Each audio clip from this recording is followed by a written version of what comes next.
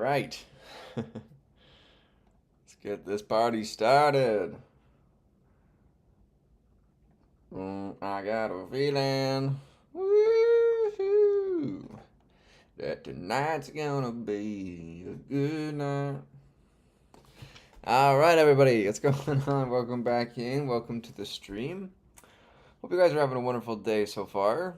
Let's see if this is gonna work today, huh? Let's see if this is gonna work today.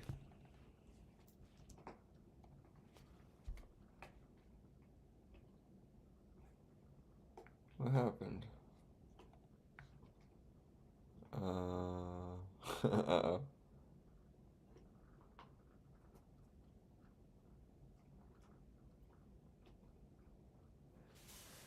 Um,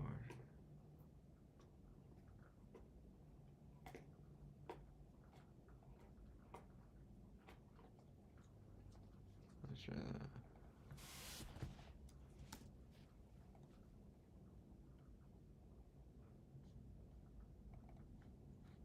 Oh, that's not it. um,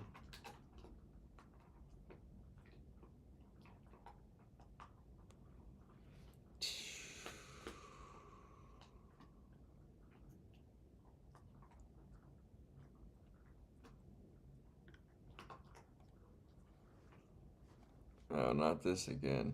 Here we go again.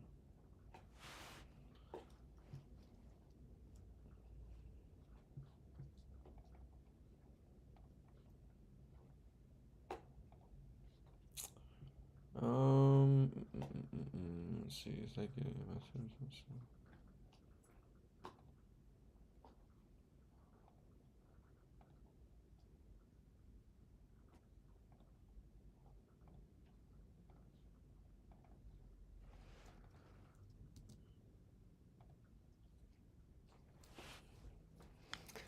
All right, we're back to that now. So let's see here if we got to go to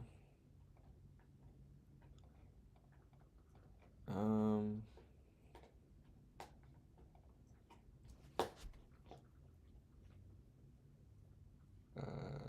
Refresh.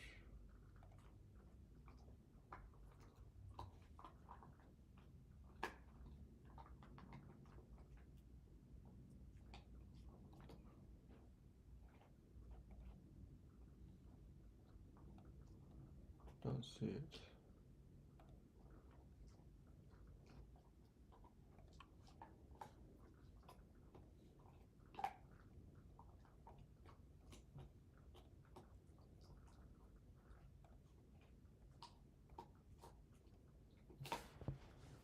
Maybe it just needs to load for a second to detect the stream. Just let it load here.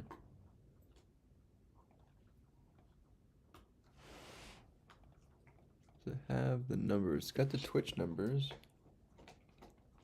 for this broadcaster.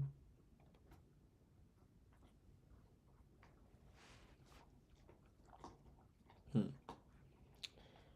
let it load here for a second.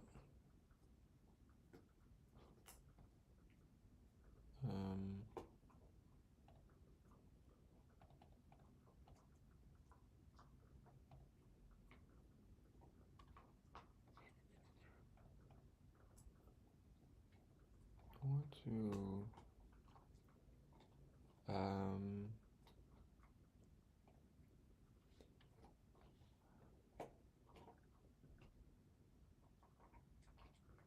let's pop out the YouTube chat.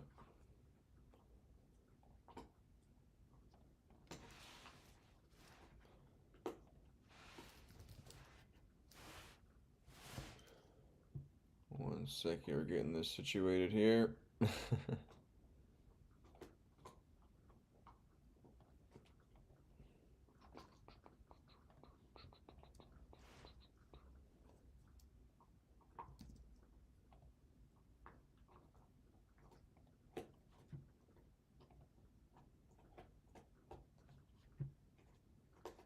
What happened?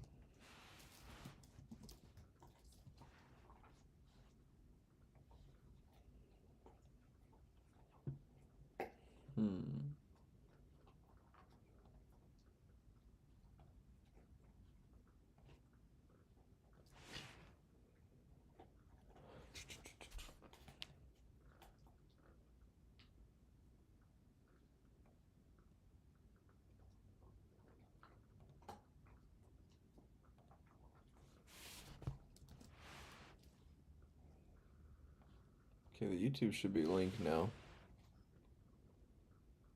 Hopefully. Link.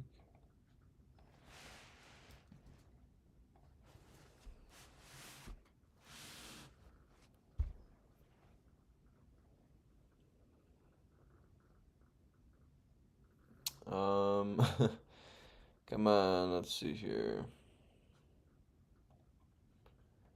Is chat working? So, I want to give us a chat tester.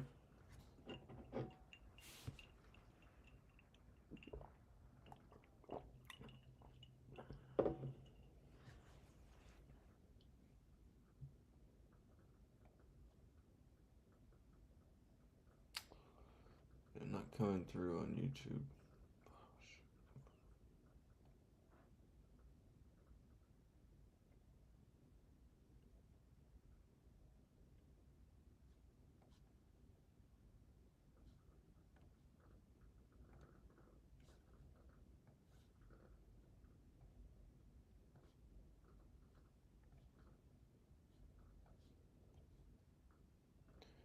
You click.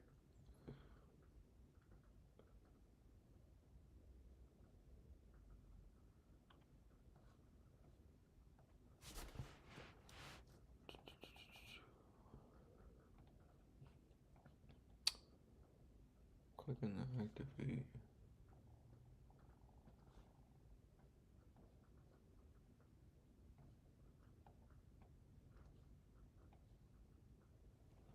Okay, now it's picking up the YouTube viewers, so we should be getting YouTube chat now.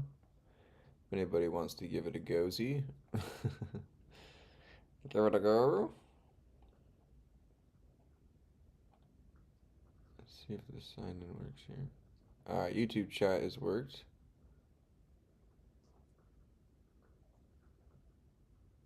Yeah, right.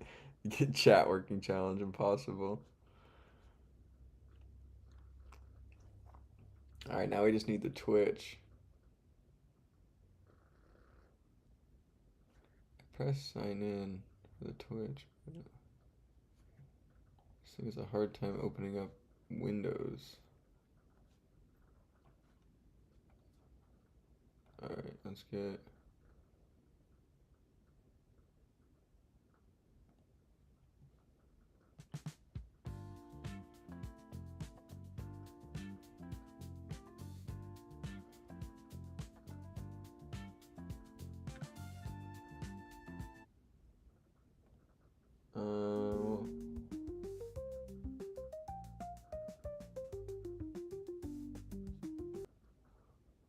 do this one.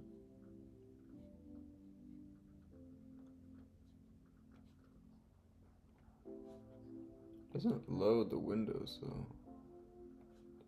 Open.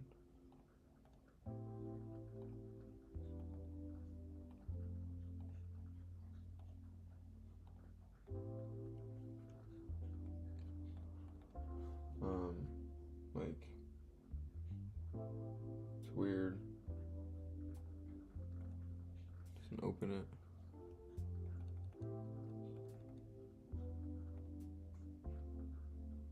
Oh, here we go. I gotta like log in every single time.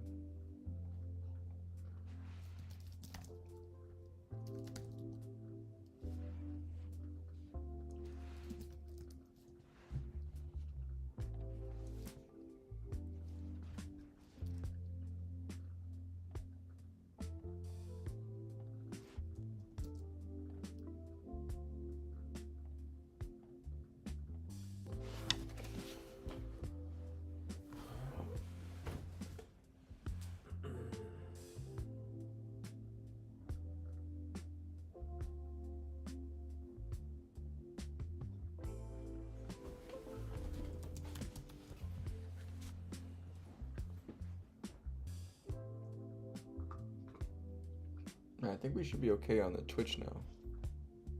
Keep an eye on it. Let's get this thing started. Alright, welcome in everybody. Hope everybody's having a wonderful day so far. Happy Friday. We made it to the end of the week. Phew! Oh my gosh. Made it to the end of the week. Very, very glad to have made it. Honestly, needed that one. I'm going to expand my cameras just slightly out to the left here, like so. Give a little bit more room there. That's good, like that. And then what I'm gonna do is I'm gonna make YouTube chat slightly lower in the height of, let's say, like so. Maybe a little bit higher. I'll say 300. There we go. Cool. All right, let's get this party started. I don't think that is actually aligned either. That subscription thing. I gotta fix that. It's not. Hold on. Let me fix that.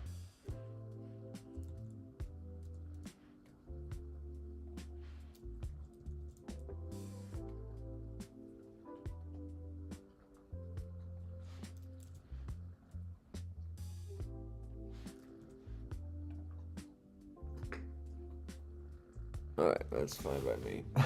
That'll do, donkey. That'll do. Alright, welcome everybody.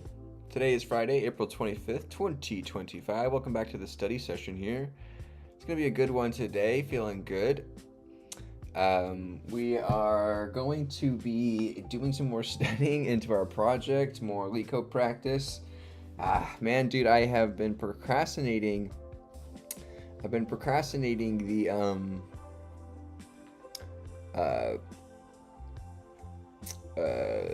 the readings, you guys. I have not been doing the readings lately on the channel. I feel bad about it. You know, we got to keep going on the readings, but I've been enjoying making the projects and doing just writing code, actually writing code. You know, sometimes I don't feel as productive just because I'm like learning new functions or methods or packages, libraries, whatever, frameworks. And so I don't feel like I'm getting as much done like when I'm, you know, having, you know, physical pages of books being read and completed. So I go back and forth about, you know, what I do. So we're joined here with Mr. Morris. Found this at the thrift store. Figured I'd pick it up, give Mr. Morris a new life. Welcome back, Mr. Morris, to the stream. All right, let's get this show started. So today, I believe I can probably stream for a while. We might be able to play some Minecraft later. Maybe start a new world and get some like a hardcore, not hardcore, but just hard mode world going, and just to chill out and relax in the after hours. But maybe we'll just code. Maybe we'll just keep coding. Who knows? All right, let's get this show on the road. How about? All right, let's see what our next problem is, or one that pops to my eye here. Yesterday we did a medium. It took me about an hour and a half to solve, but we did pretty good on it.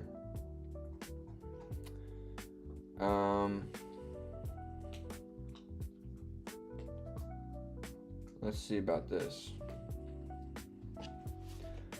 The longest substring without repeating characters. Okay, we're given a string. Okay, simple enough. We're given a simple string. Find the length of the longest substring without duplicate characters.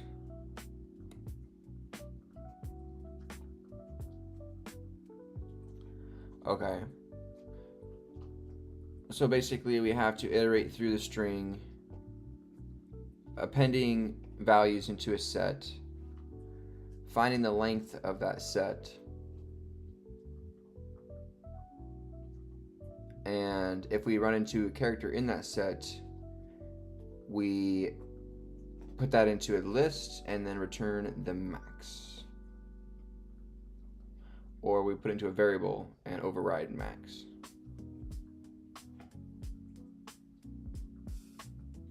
So the longest substring without duplicate characters.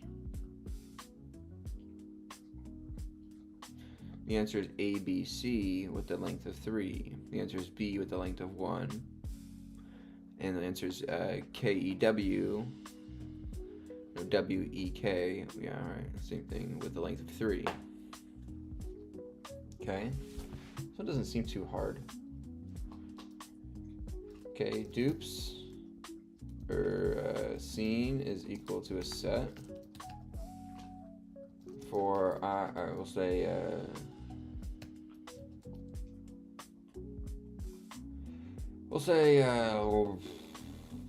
n is equal to the length of S for I in the range of n. We're going to say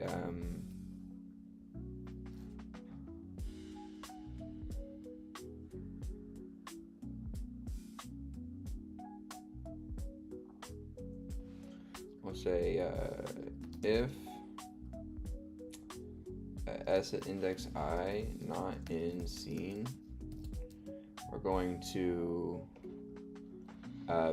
append it to scene. So scene dot add S index I, and then we'll add it to the set.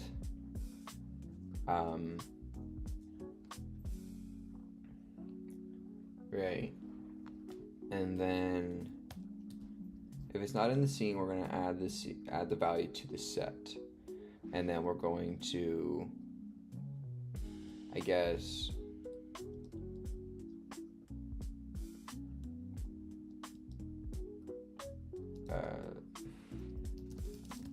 I'll just say length is equal to a list here as well. We'll just say list, and we'll say, so if it is not in, if it is in the set,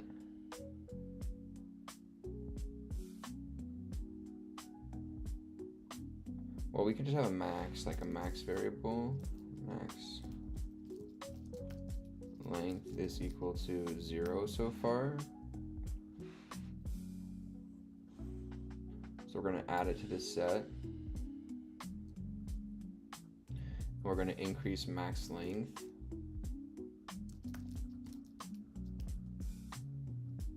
Well, can you take, I forget, can you take the length of sets? I forget. Yes, okay. Never mind then. Let's just go, we'll have a max length here, which can be equal to 0 at the start. And then we'll say, so we'll add it to the set and move on, right? Else, if it's in the set, we're going to go ahead and take the current length equals to the length of scene. And we'll say if current length is greater than max length, then we're going to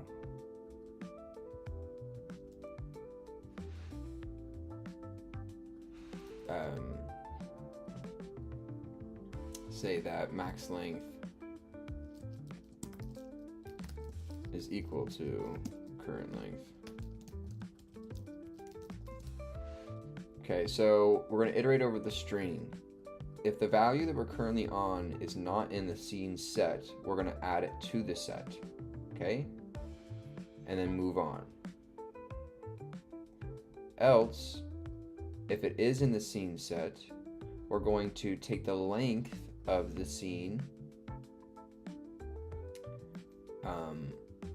We're going to take the length of the scene at the current iteration, see if that is bigger than our max length. If it is, we're going to set that, okay? And then we need to set scene back to an empty set. Just reset it. And then at the end of this loop, we're going to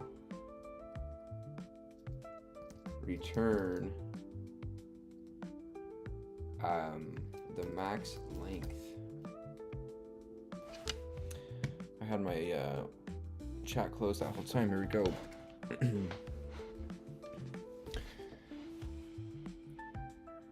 Yeah, we need more thrilling reading, like data science and Python. We should get into that machine learning and Python book soon, huh? I think so. Okay, so we iterate over the string. We have a max length of 0, right? In this example here, we're going to say, okay, we're on an A. We put that into our set. We're on a B. That's not in our set, so we put that in our set. We're on a C. That's not in our set, so we put that in our set. Oh, we're on an A. That is in our set, so we hit this else condition. And so we take the length of the current set, which is 3. It's bigger than 0, which is max length currently at the start. So max length will now be 3, and then it'll restart from there. And then what we need to do is do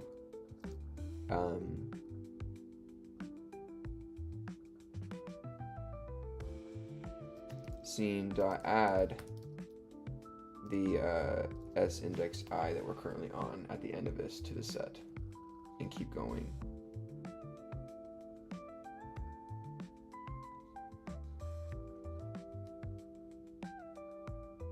Oh my gosh, first freaking try on a medium. No! Spoke too soon. I think we just got like an empty string. Oh, so expected output is 0, but expected is 1. Spaces count. Spaces count? That sucks. Spaces count? What? No way.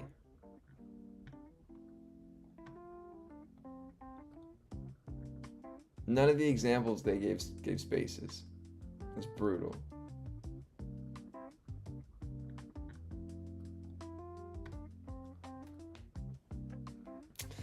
Dang it. Okay, so if spaces count,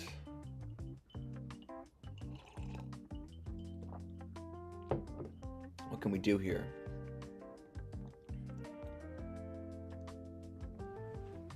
Spaces count, so what can we do here?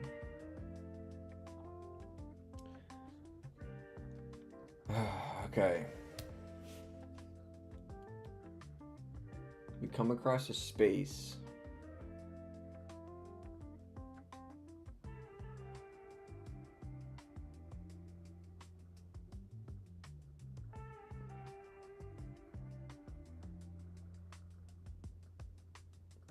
What, dude? That's such a cheat. Spaces count.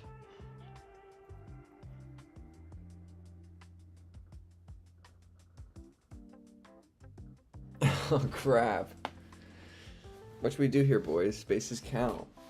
So if spaces count, can we use a set then? We can't append a space into a set. It's gotta be a character. But an empty string with a space is a space string.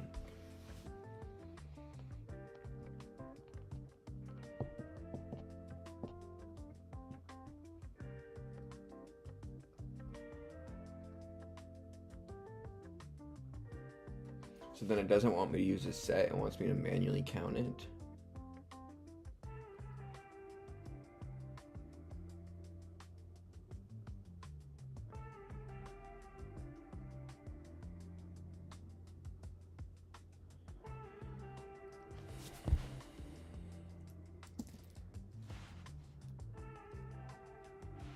Can you append spaces to a list in Python?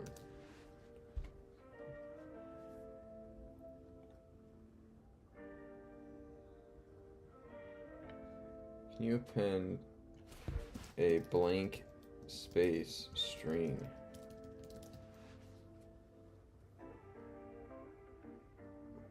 Okay, so we have to use a list here, not a set, and then just reset the list. Well, I mean, that's basically what we're doing. We're not even using really the properties of a set because we're resetting it here. So if we use this and we do .append,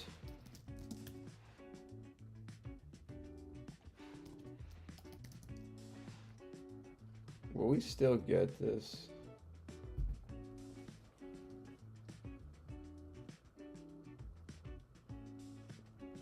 Append.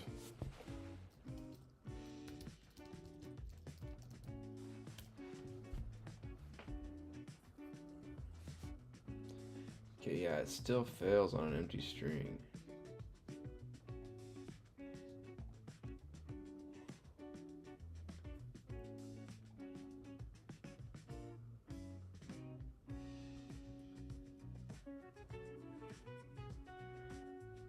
So let's start off with max length is 1. We'll say if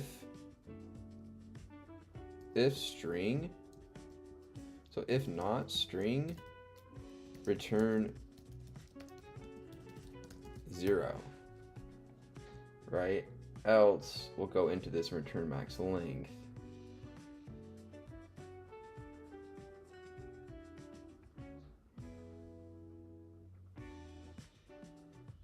So why is this not appending though? If it's not in scene. The whole point of doing that was quick lookups though for this set, right? Like, that's why I wanted to do that.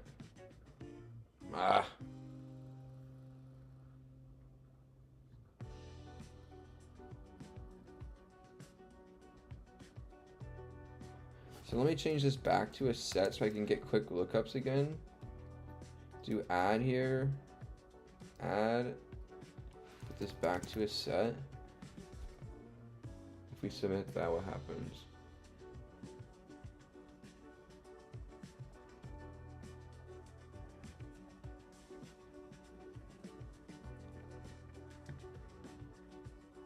So it's an add.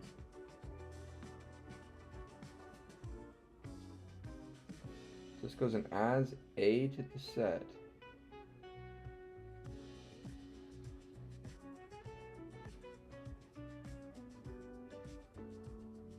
Adds U to the set.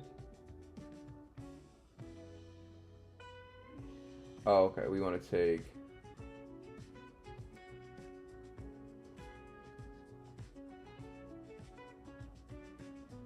so we want to update this set at every point here on max length.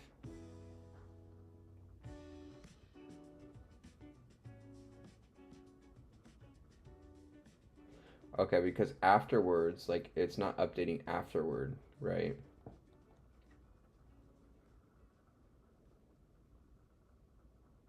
So maybe we shouldn't use a set. Maybe we should manually... Well, we need some sort of structure to be able to check in, some container to check in if we have reference of objects to look back on, right? So we have to use something. And a set just makes it faster to look at. Hey, Robbie, how's it going? Welcome in, man. Welcome. So the set just makes it faster to look at. So let's keep the set, and let's go through, and let's set a max length to 0. Okay. We're going to iterate over. We're going to iterate over the values of the string. If the character is not in the scene set, then we're going to add it to the set.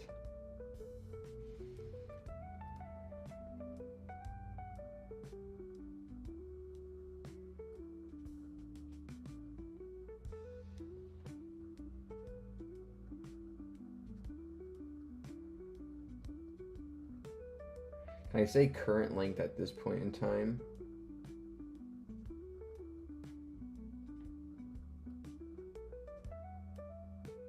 So I'll say current length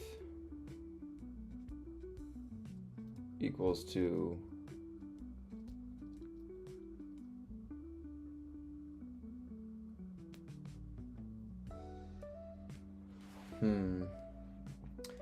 Maybe I can just do it at the very end, like in terms of, like we're doing a current length check here already.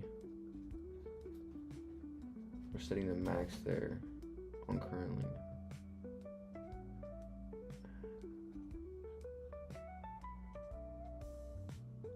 So let's take this back. Let's take this over here. So if we come across a value that is, so in the example of AU, we're going to enter in. It's not in our set, so we're going to add AU. And then it's going to say, okay, and then we're going to say,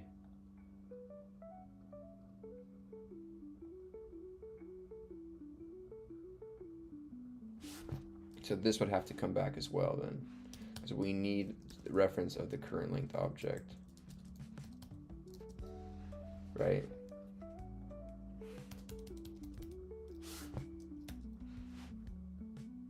No, but we reset the set here at the end if it's else.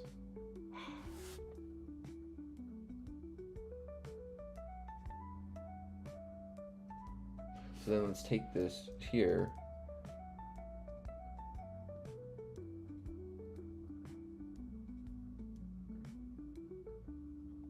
Let's get the current length at this iteration. If, then there, then else, that, right? So if it's not in scene, we're going to add it to the scene set. We're going to take the current length of the set. If the current length is greater than the max length, then we're going to override the max length right preemptively. Else it's not in there, so we reset the set and add the value to the set. Okay, so let's walk through this with an example of AU. So A is not in our set on the first in the zero index. So we add it in. We take the length of scene, which is 1, so current length is 1. Current length is greater than max length, so it becomes max length. And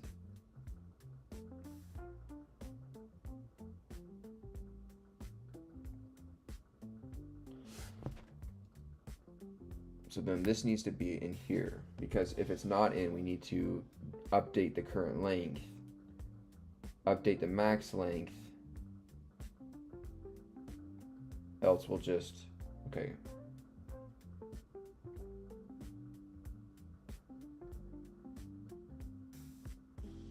Okay, so we hit the A, we add the A in, we take the length of our current values in scene. If the current length is greater than max, it'll override. Okay, so max length becomes 1. This does not hit, we go through again. U gets added, we take the length in that. Okay, so I think, so now the thing is, I don't know if this will work on a blank. Okay.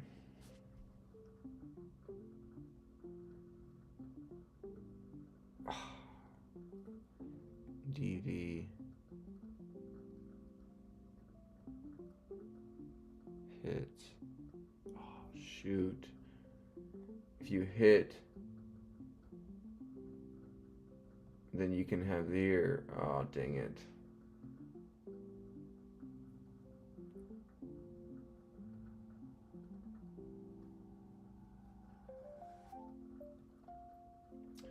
Interesting. So if you hit a value, it goes DV, it hits this, it clears, it adds this.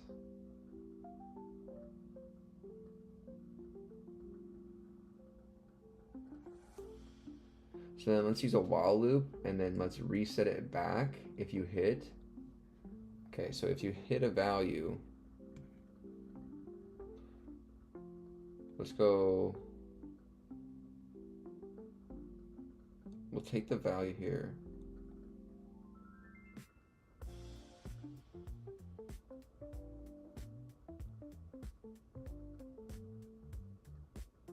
Okay, and then we'll say while n greater than or equal to 0.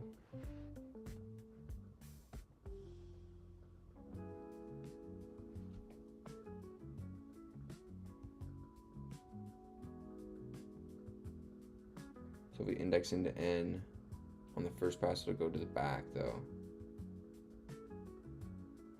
So while I will establish I is equal to 0, while I is less than n, okay, if s at index I is not in scene, then we'll add the value.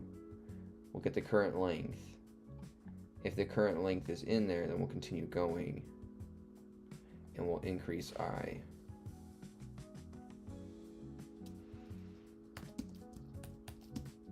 Right? Else, we're going to reset the set. We're going to decrease I by 1, I minus by 1 here, and then add that value to the set basically. So we're going to go here to D, that adds 1 to our max length, 2 to our max length, 3 to our max length, or no, 2 to our max length. Oh, we hit the value. Okay, we're out of that. We're going to now go back and start on this V and then go forward 1, 2, 3, like so.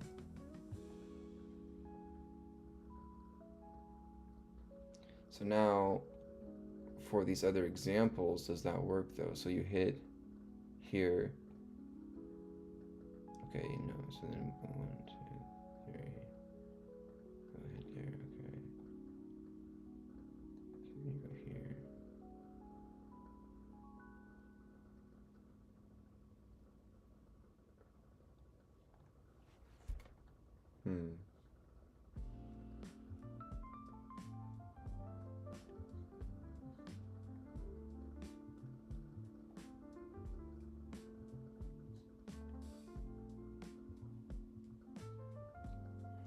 Ah, shoot.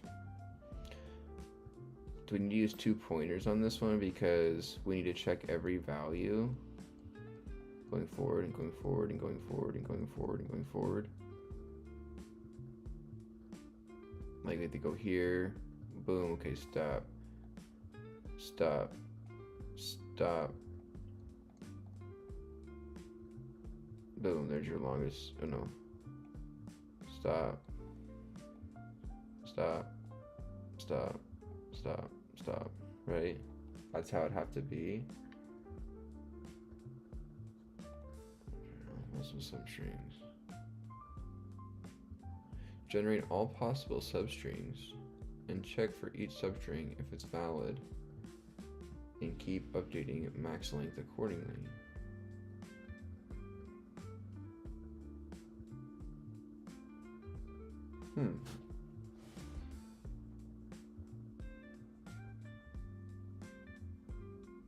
So then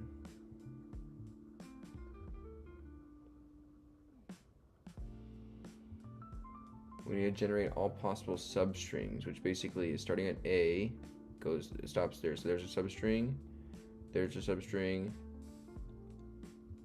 there's one, there's one, there's one, there's one, there's one, and there's one. So I would need 2 pointers to generate both substrings, or go through there and then go back to that value with a single pointer. But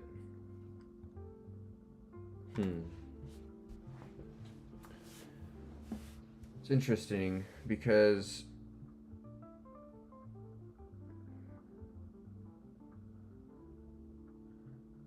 well, I don't want to.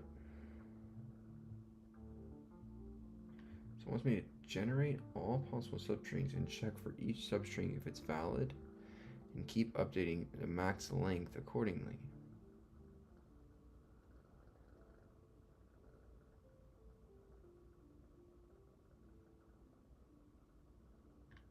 So generate all possible substrings and see if they're valid. And if they are valid, okay, so then all possible substrings is this, this, this. No, because you can do like that's a substring technically, that's a substring.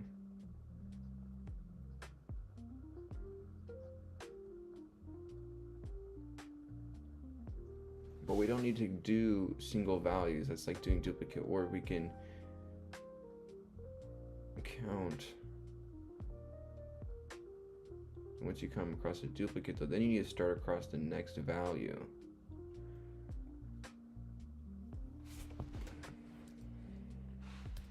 We say for I in the range of n minus 1.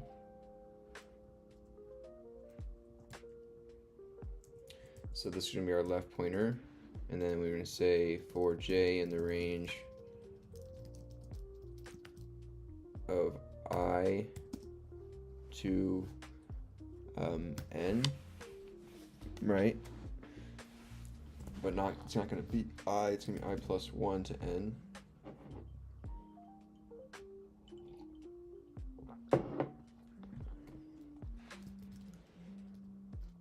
Right? We're going to say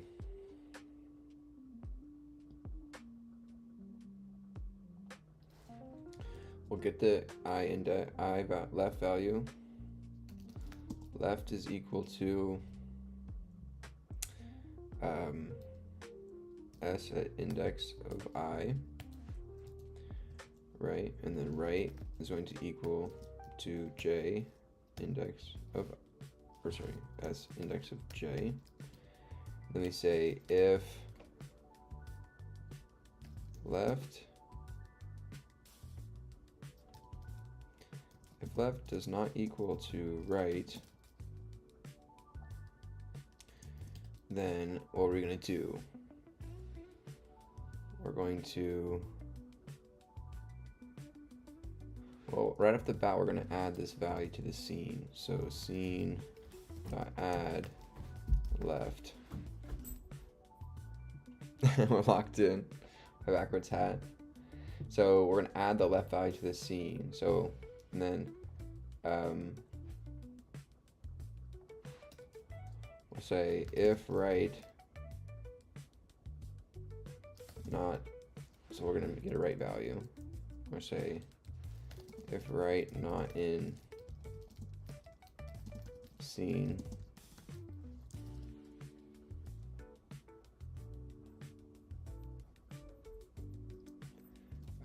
scene dot add right.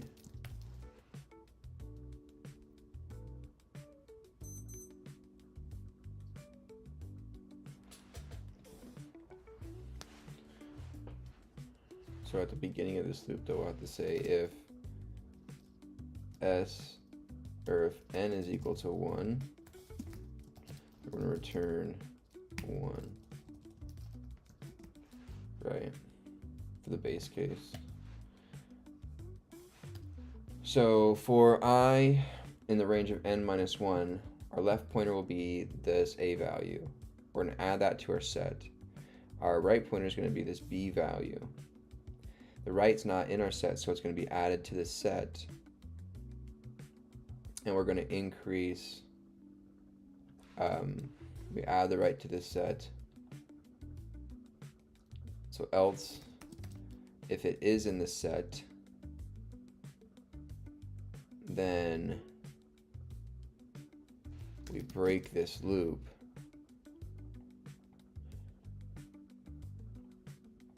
We're going to set scene, or we'll say, well, before we break, we say if max, or if the length of our set, of our scene, is greater than max length, then max length is equal to the length of scene. Okay? And then we're going to reset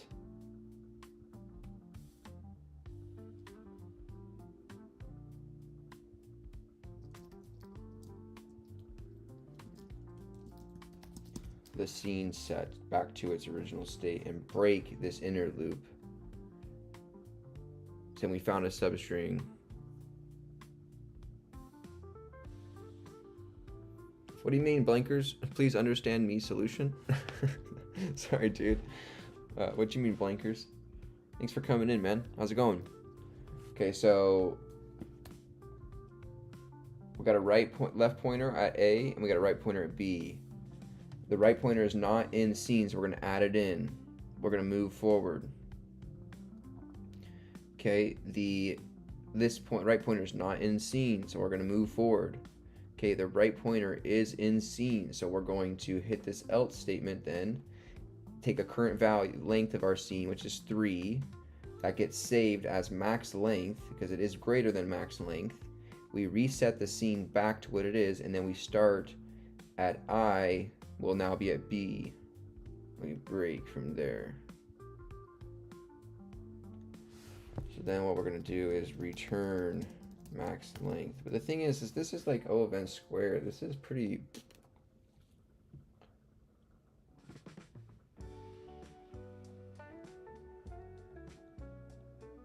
Ugh.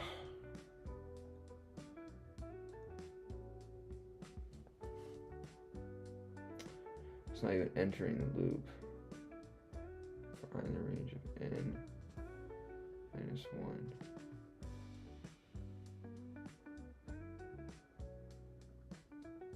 So we're going to stop 1 before n.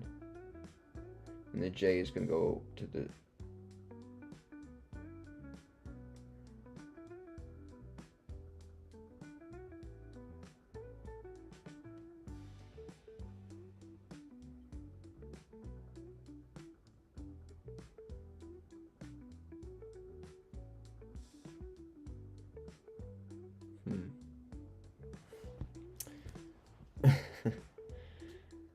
Hey, gang. Thanks for the kind words, man. I appreciate you. Hey, Surari Safar. Surari Safar. Appreciate you for the hello. How's it going? Welcome. Sorry if I said that wrong. Okay, so we're not even entering into the loop here. If n is equal to 1, we return 1.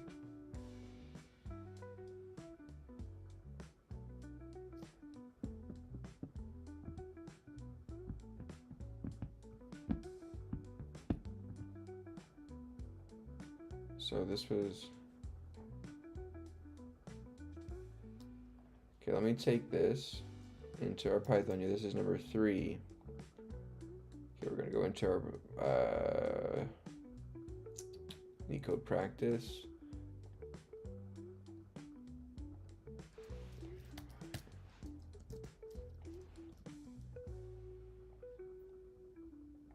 Okay. So we need a s equal to a string, which is going to be what? ABC, ABC, BB. Right?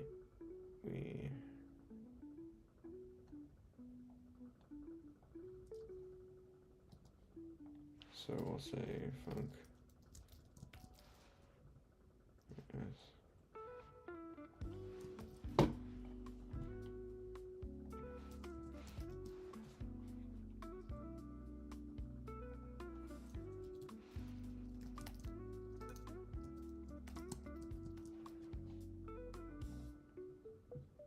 Zero. Okay, so let's go into this and debug this.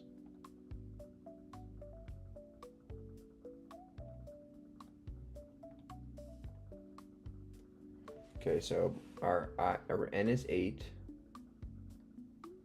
I is 0, left is A,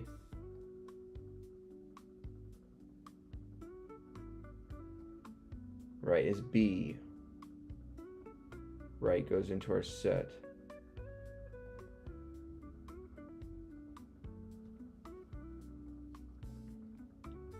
C right goes into our set.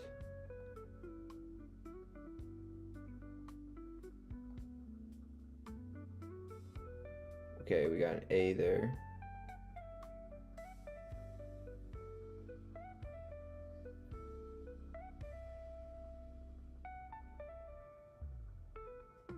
So right is A, so it's in our set. So we get the length, we set it to 3.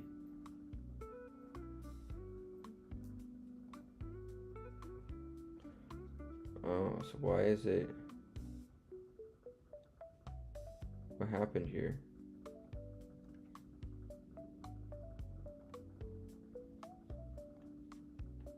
Okay, so it got through the A. Oop. It got through the A, the B, the C, and then it takes the length of scene.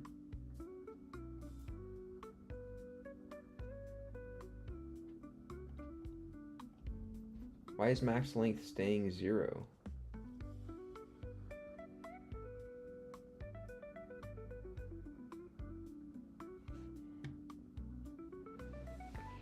Right, so why, that's interesting. So the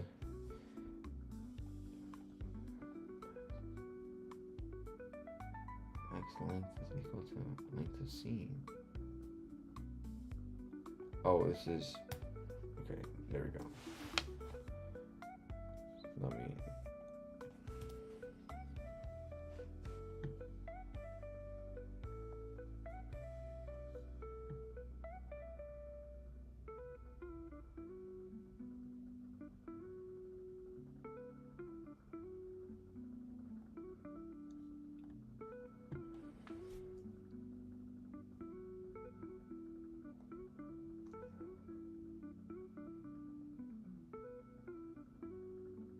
what if it never detects, right?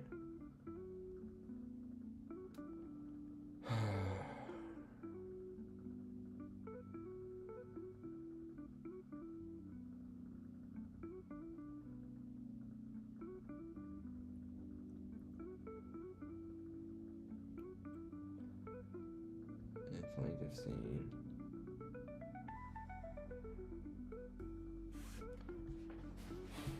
Okay, so in the case where it never ever detects a duplicate and it just ends, that's the edge case we need to solve for here now. So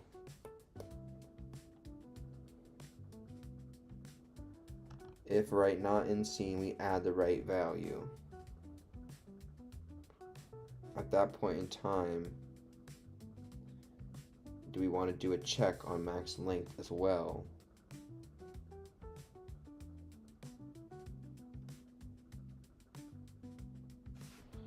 Right, we can do a check on max length here as well, but it just seems like we're not getting the right approach, because we can add it and then check and then save and then move on forward at each pass, but we're doing that twice here. So, but the thing is I can't do it at the end of the for loop, the pass of the for loop, because I'm breaking, or I'm resetting the set here. So my length of my set, if I hit the else condition, will be 0. Which is fine, actually, because I'll have it saved from the previous iteration. So I take that out. Take this out as well. And then at the end of this first for loop, paste that here. Right, so if I go to I'll hit the A, I'll add that to the set. I'll take the length, which will be 1, so 1 becomes max length. I'll go through, I'll add the U to the set, I'll take the length, max length. I have no more values, right? And then I return, so I think that'll work.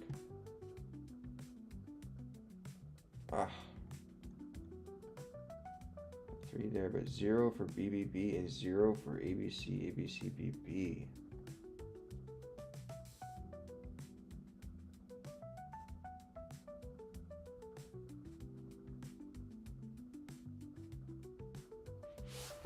Well, yeah, because it's right. Because if I do that one,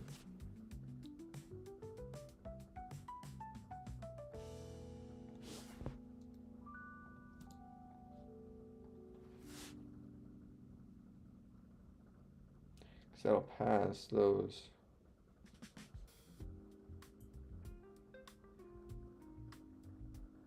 Yeah, but we're definitely at the wrong algorithm here. We're using an O of n squared approach. So there's definitely a linear approach here that we can do.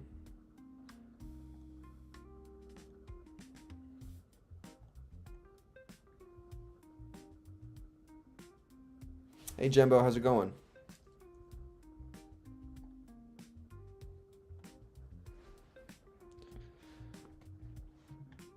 So this is definitely not the best algorithm, right? As you can see by our submission here. Okay, let's go now that we solved it with brute force. Let's go ahead and say I am working on Leet code number 3. Welcome in, everybody. Hope everybody's having a wonderful day so far. I am wanting coaching. I solved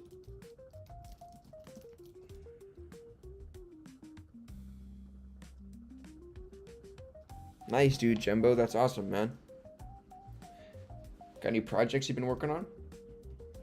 The problem using brute force with 2 nested for loops, creating substrings for each, and then for each char,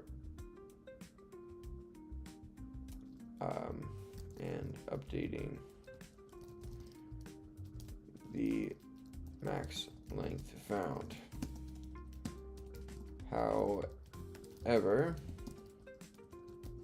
I believe there is a faster O of n approach. Could we go over it and have you coach me through the answer? I don't want you to show me code. I will solve it and be pretty vague.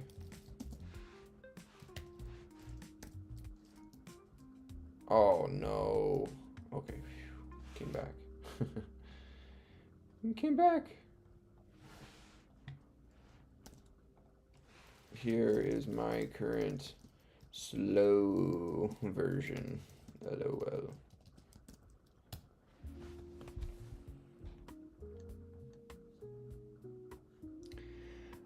Yes, this is the classic brute force way, checking all substring and tracking uniqueness. It works, but yeah, it can be painfully slow on long strings. You're absolutely right that there's an O of n solution. Let's walk through the idea step by step without any code. Start by thinking about how to keep track of the current window on non-repeating characters, without starting from scratch every time.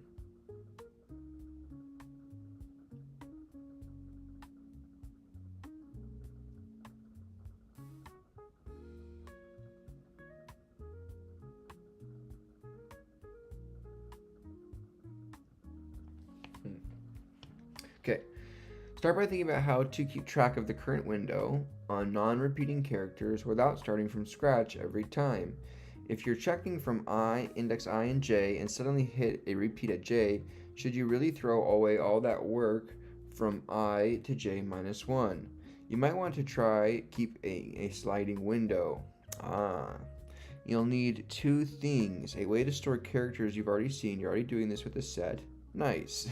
A way to slide your window forward efficiently without rechecking characters you've already processed. Here's a hint to kick things off. If you see a repeated character, what should happen to your window start index?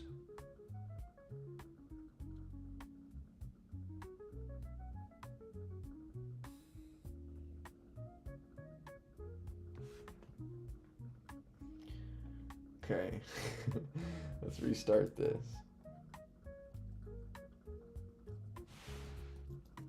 Okay.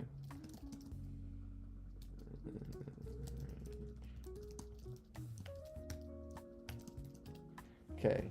So I'm thinking, okay, so I am thinking, what if we do a single move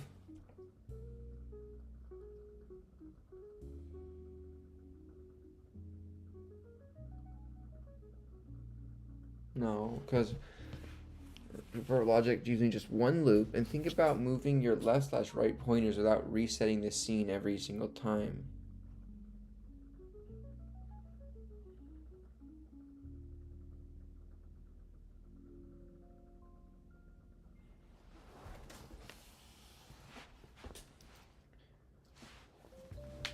Okay, so then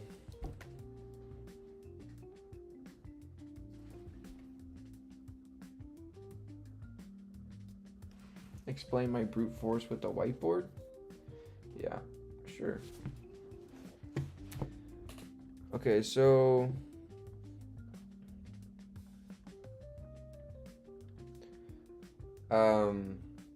so in the case of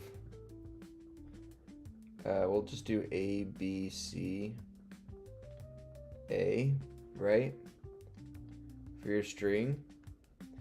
My I pointer would be here on my left, and my J pointer would be here. My J pointer would move through until it found, right, a duplicate, right? I'd be adding values into my set,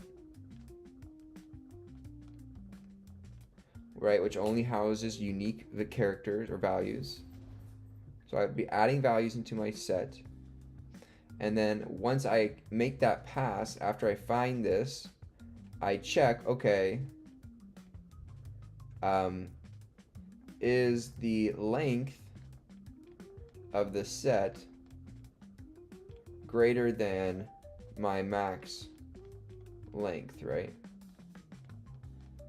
Which is starting at 0, which is just my count, my tracker basically. If it is, then I set my max, right, length equal to the length of the set, right? Okay, and then what happens is then now I will move forward to here, and J will move forward to here, and loop forward.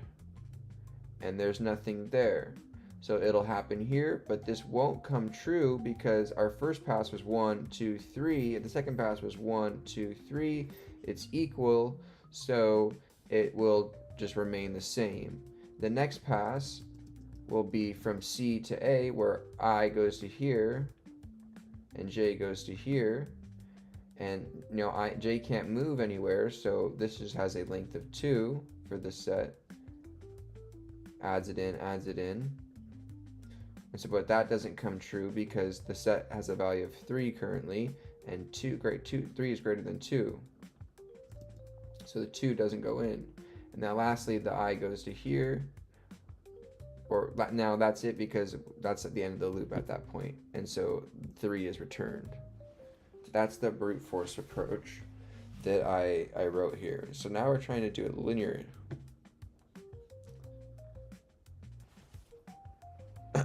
Try rewriting the brute force logic using just one loop, and think about your left slash right pointers without resetting them, resetting the set every single time.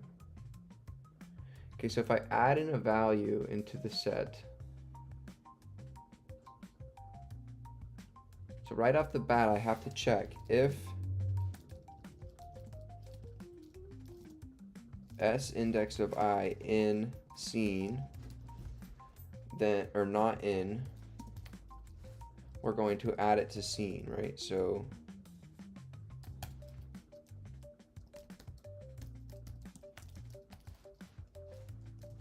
we're going to add it into the scene set. Okay. Now, if it's in the scene set from there,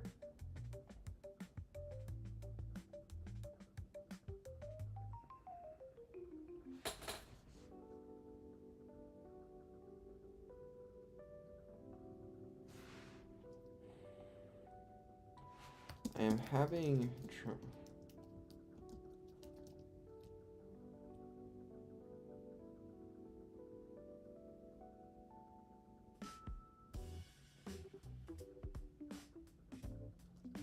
thinking of how to backtrack while staying linear.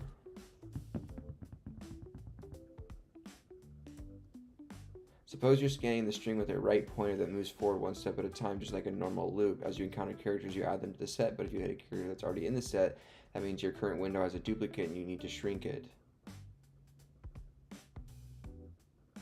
Instead of restarting or backtracking, you keep a left pointer that also moves forward, but only when needed. When a duplicate is found, keep moving the left pointer to the right, removing characters from the set until the duplicate character is gone.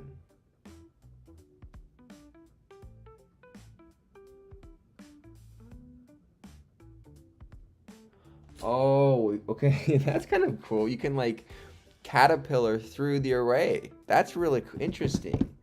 Like you can like and then take the length at the end. Oh, okay, that's cool. I think that's what it's trying to talk about. So, like caterpillar through the array or through the string, shrinking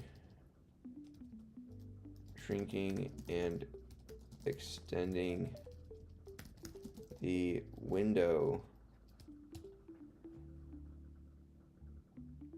A caterpillar crawling forward, a head, right pointer extends one character at a time. A tail only moves forward when there's a reason, specifically the head runs into a duplicate. At every step, your window only is made of unique characters and your growing shrinks. Okay, that's so cool. Okay, so if it's not in the scene, we're going to add it to the set. We're going to take the current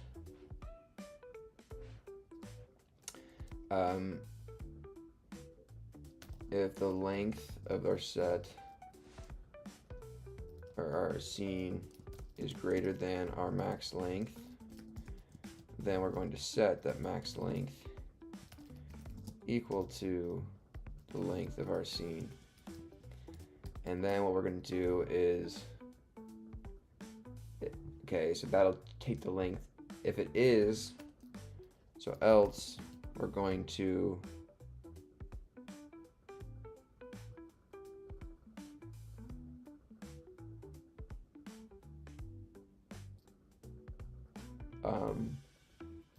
set or scene dot remove s at index I and keep going.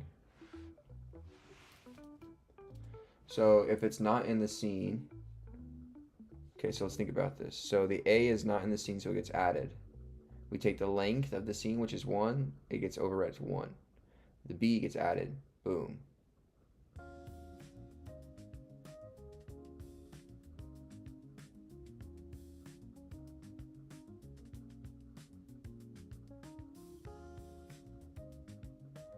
Now what happens if I take this and just put this at the bottom here?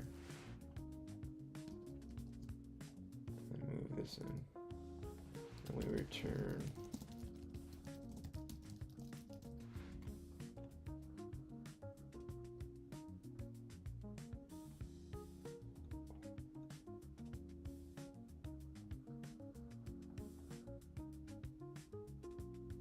Shoot.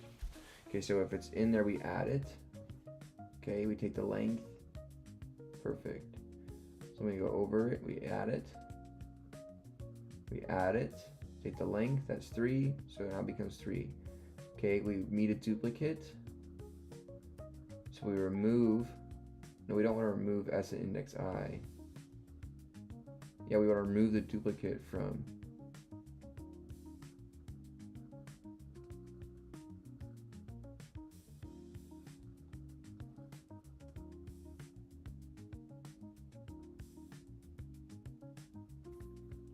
So if we remove the duplicate, then we have 3. So remove the duplicate, we have 3. Come here, oh, we remove the duplicate, Oh, remove the duplicate. Oh, remove the duplicate. Oh, remove the duplicate. Remove. Now we're there.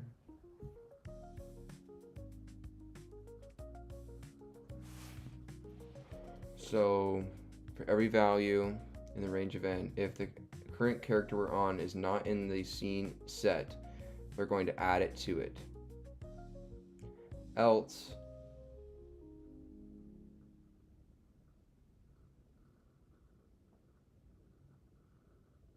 okay, so then the max length. Else we'll remove it, right? And go forward from there. Oh, removed.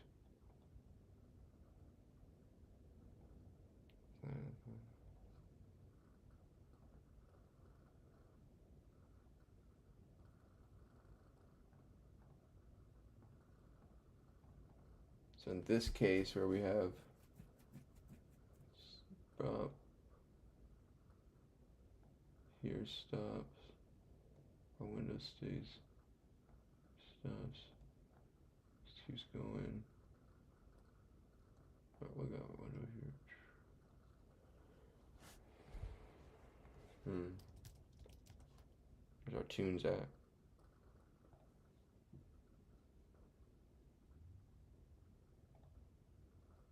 This is your brain when you're struggling to focus. Struggling to focus.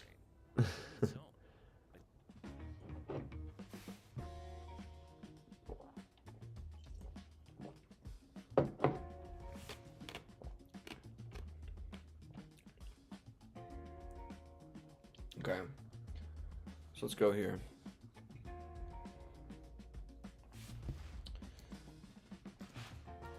Am I any close with my current revision? You're heading towards the sliding window pattern, but need a few adjustments truly to behave like a caterpillar. Here's what's happening in your current version. You're looping through the stream with a single pointer eye and checking if that character is in the scene set. If it's not, you add it and maybe update the max length.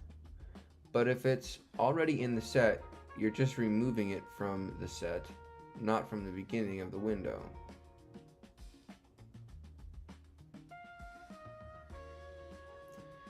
The key piece missing is the left pointer. You're not actually shrinking the window from the left when you hit a duplicate. Just removing the current character doesn't move the window. It may leave earlier duplicates in the set. When I hit a duplicate, how do I make sure the substring between left and right has all the new characters? Once you add the second pointer left, you'll be able to do this shrink expansion properly.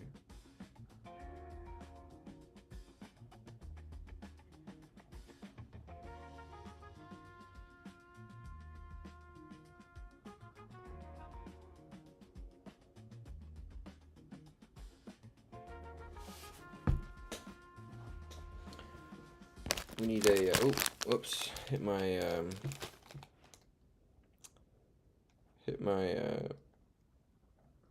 thing here, hold on.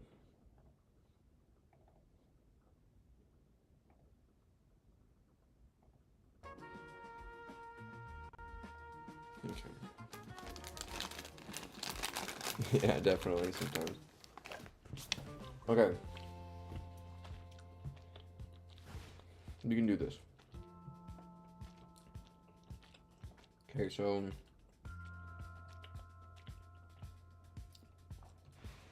left is equal to asset index I.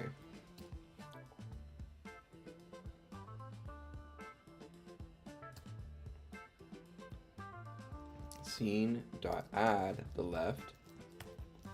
We'll add the left.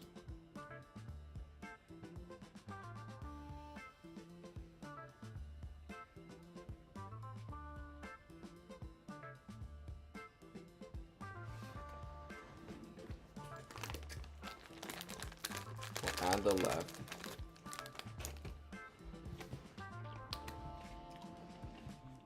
And then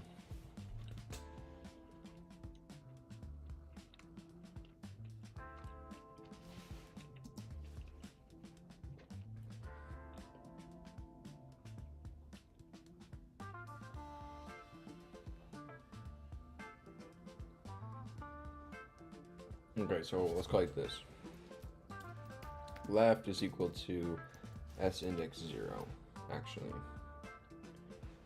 For I in the range of 1 to n,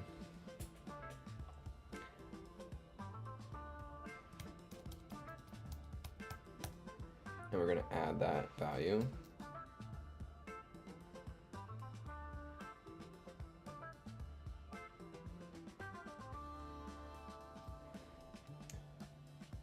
Then we're going to return at the end, I think, we're going to return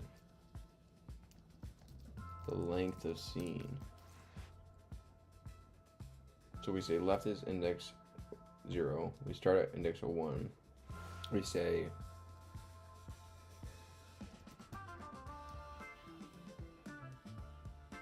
so scene.add. So if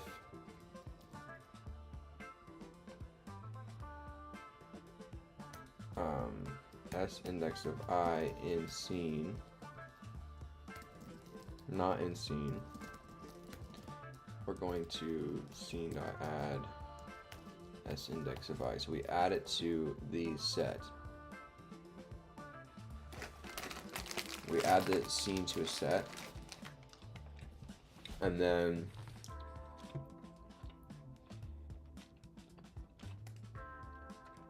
if s index I not in scene, we add the scene.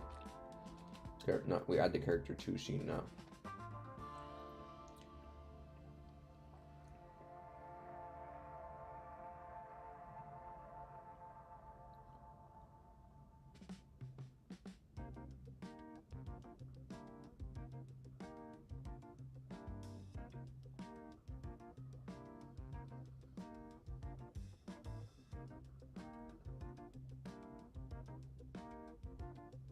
Sorry, left.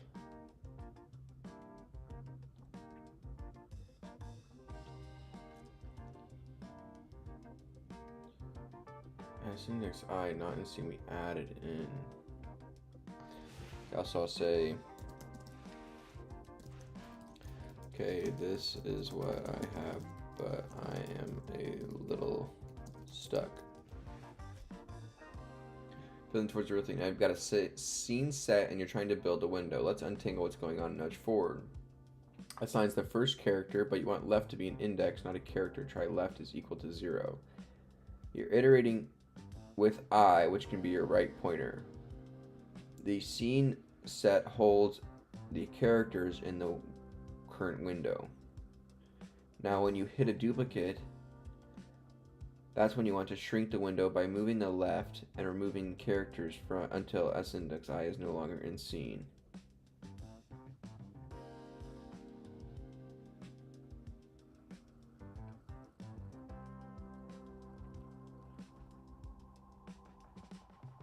If end s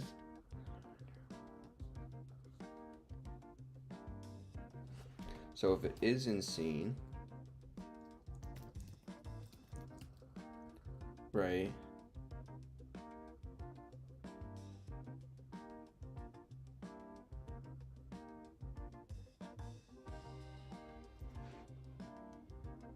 So our left is going to be just 0.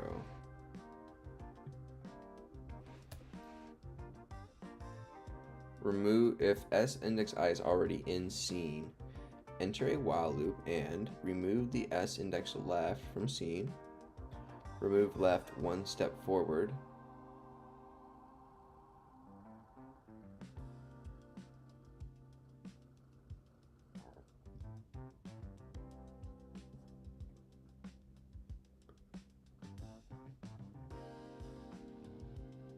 After that, add s index I.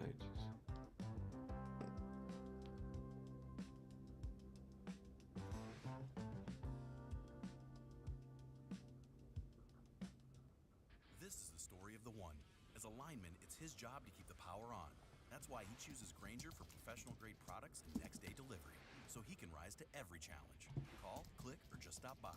Grainger, for the ones who get it done.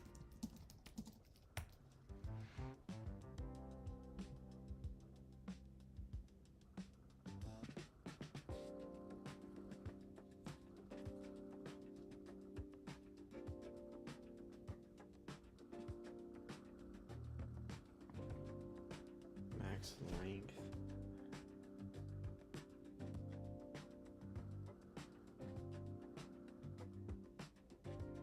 Huh.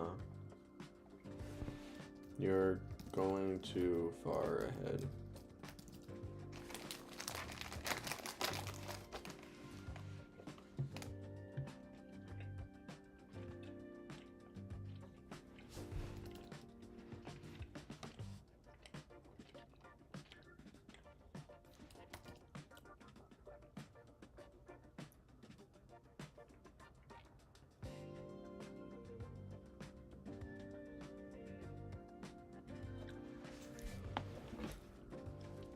Try adding a while loop here to remove characters starting from the left until S.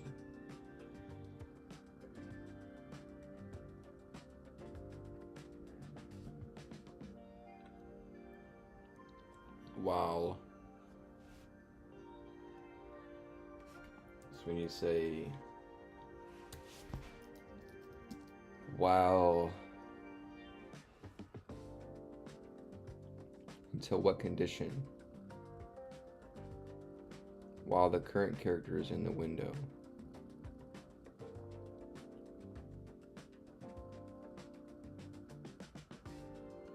While S index I in set or in scene.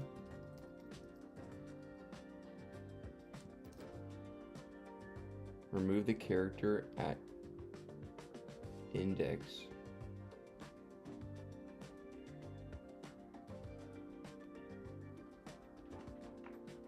Index left.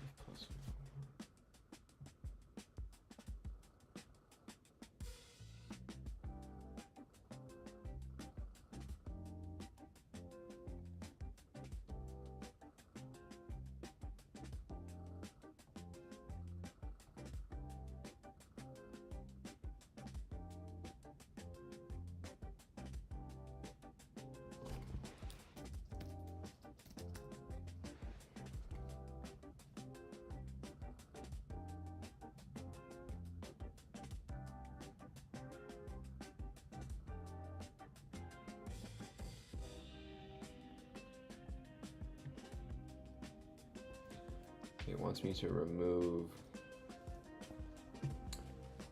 remove characters starting from the left index, left pointer, until SI is no longer in scene.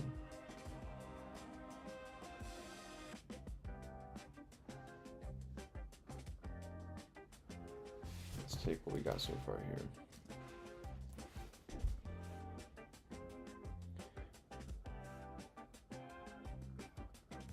Got the sliding window behavior nailed. Scene set, left pointer advancing to remove duplicates, right pointer moving through the string. Shrinking and growing the window properly. Now you just need one missing piece. You're not updating max length anywhere yet.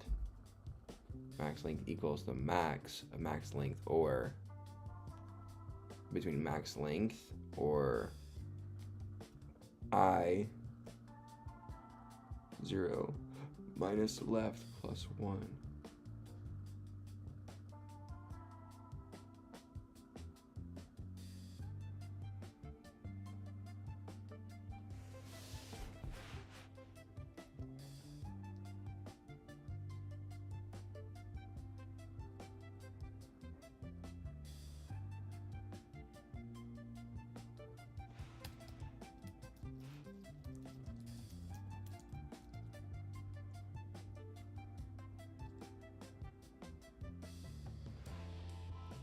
I don't get it.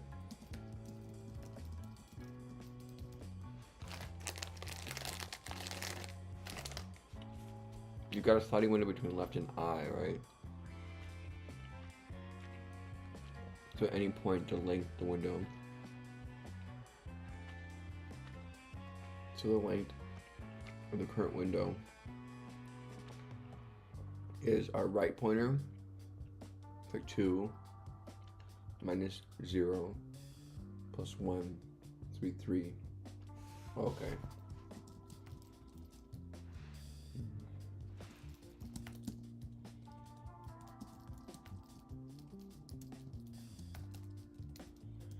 Or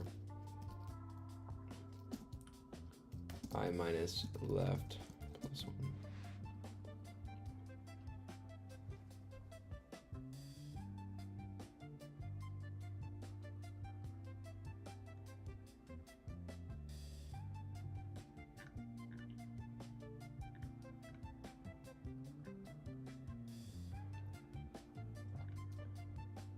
Remove the character at index left from C.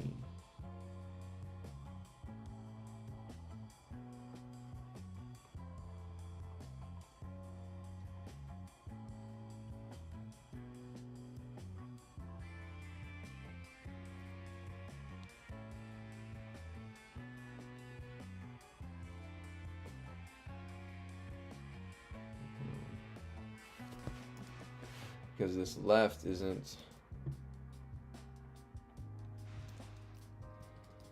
my remove is not correct. Just want to set how important that you never added the first character to the scene because your loop starts at I equals 1, so your window is always missing the start of the string. You want to start at index 0 and add in.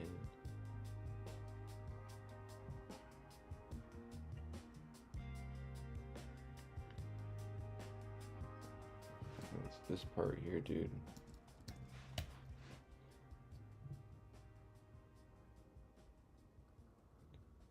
Maybe it's actually correct as long as you know it's definitely in C.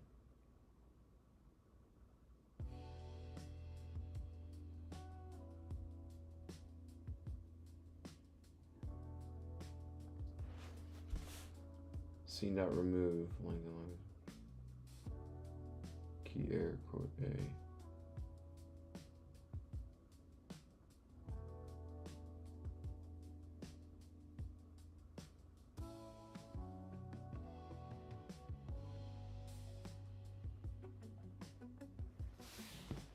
So I'll say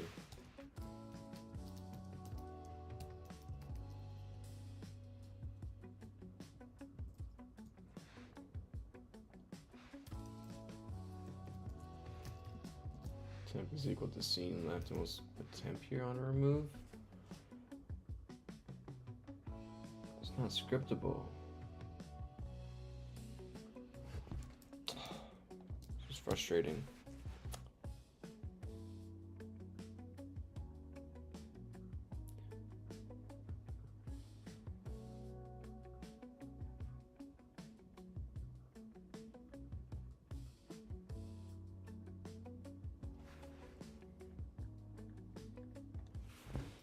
That doesn't work either.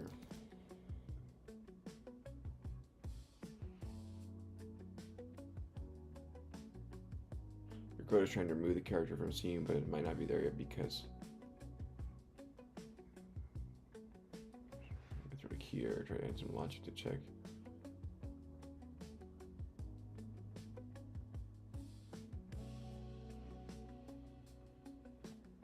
Is I'm not in the set.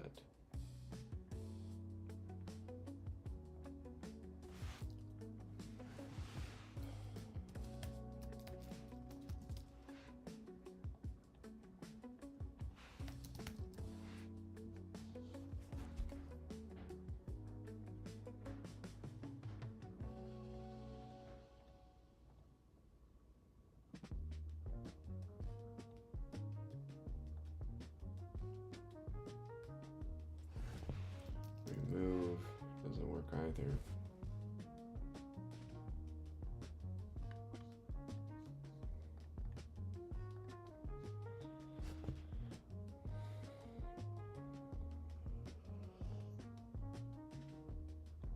Get a key error.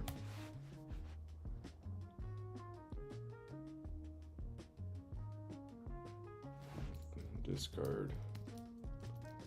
Fails. You're adding as an only after you shrink the window buzz, right? So remove for I in the range while I is in scene.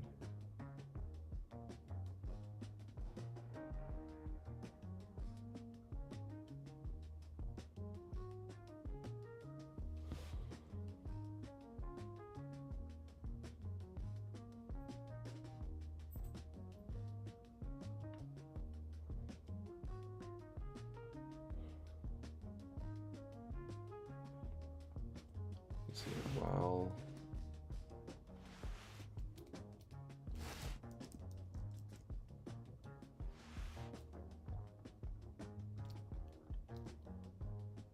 while S index I in scene, we're going to remove left +1. We're going to scene.add S index I.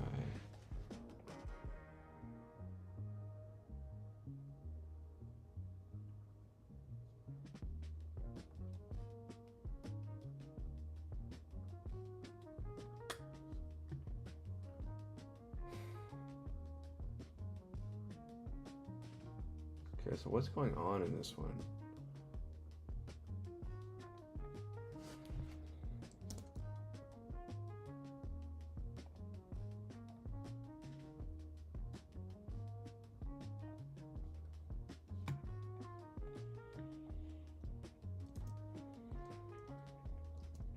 Okay. So we go here and run this.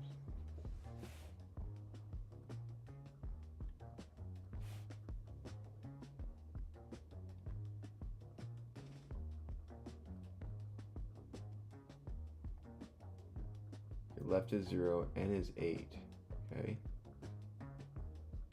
The length of the string. While the current value is in scene values,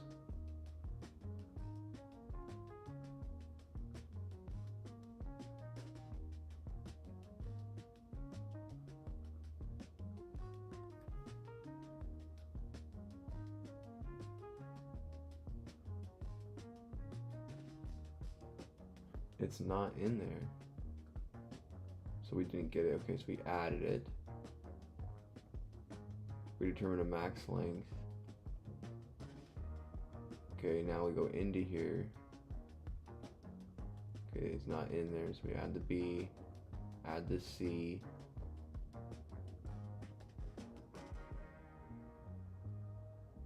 Now we just get an A, so it's in there, so we're gonna get hit with this while loop. So we're gonna remove index of left, which will be the A value, from the set. Set now becomes CB.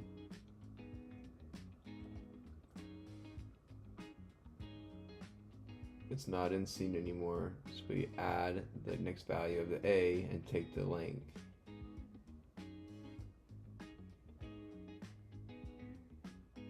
Oh, okay. So then we have CBA from the BCA forward. We hit the B, so now we're going to remove the B from the set. Go forward. Okay, got you. Alright, that's this one here.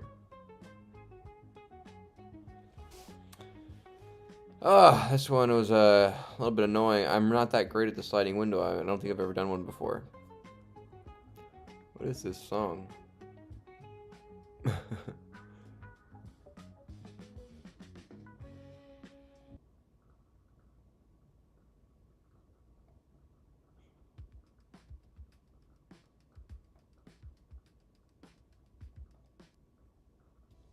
struggling in calculus?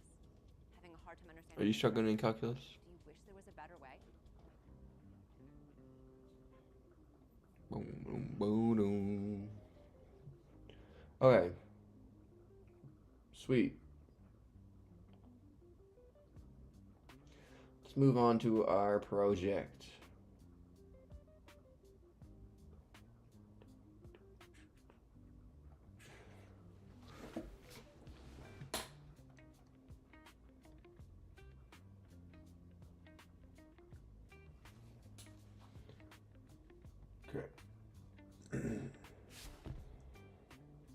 Okay, so last time we left off, we started building this index HTML where we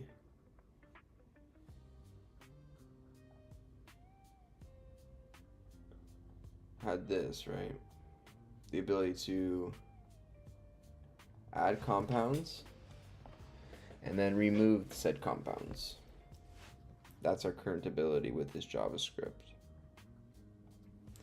right?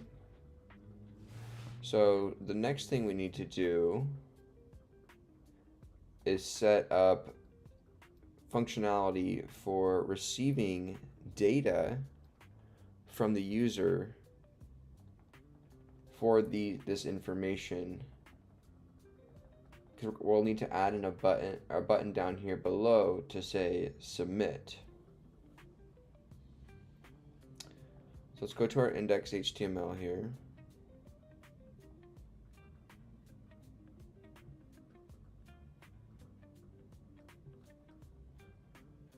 Okay, so we have the add compound button.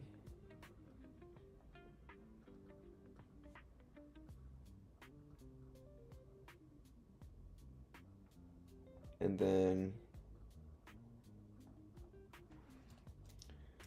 if I add in a button here with ID equal to submit compounds or generate plot button, and then right, we'll give this to generate, because now if I do it, this stays at the top. I want the generate to be at the bottom. So what do I have to add here? So this goes, I want to append child of the add compound.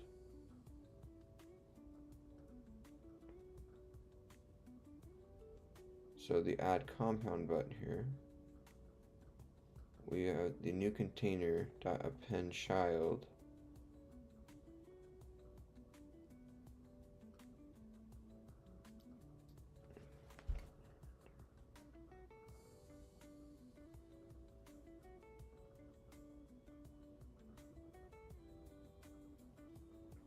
Append a child to there. The compound selection is the compound selection section. So then we append child onto that. And the compound selection section has all of this. So I want to get ID of this.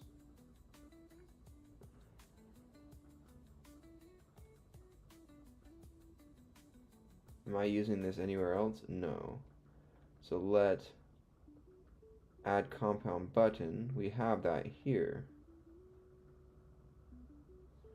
So I'm going to just say, what if I say add compound button dot append child? Oh, it goes into the button. Not what we wanted. Not what we wanted. So if I want to have the generate fall below here, do I need it on its own div then maybe? So this is div here. Let's open up a new div here. with a class, or else open it up, right? We'll give a class equal to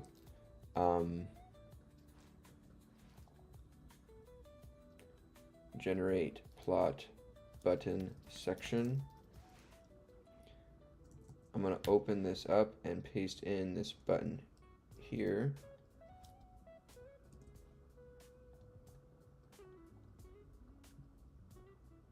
Is the Twitch chat working, Tim? Can you guys test it out? I don't think it is. I'm not sure. Here's the chat here, but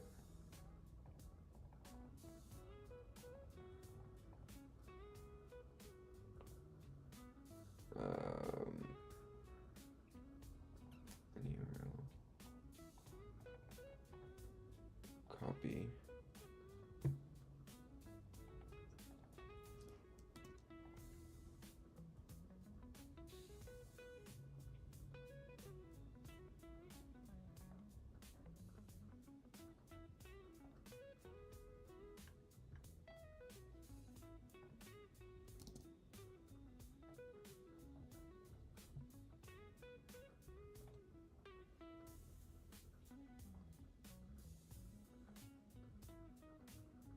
Okay, that did work.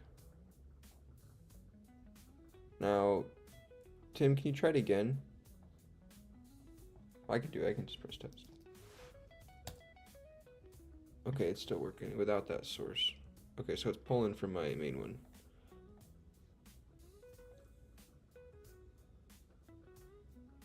Hey, Amon, how's it going?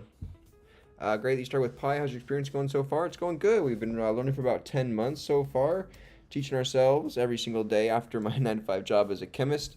Thank you guys. Thank you for being here. Okay, we're going hat forward. Tired. No more hat backwards. We're not that guy. We're not that guy, pal. We're not that guy. Hey, doggy. How's it going? How's it going, puppy? Gotta give the puppy some love. Puppy love. Puppy love.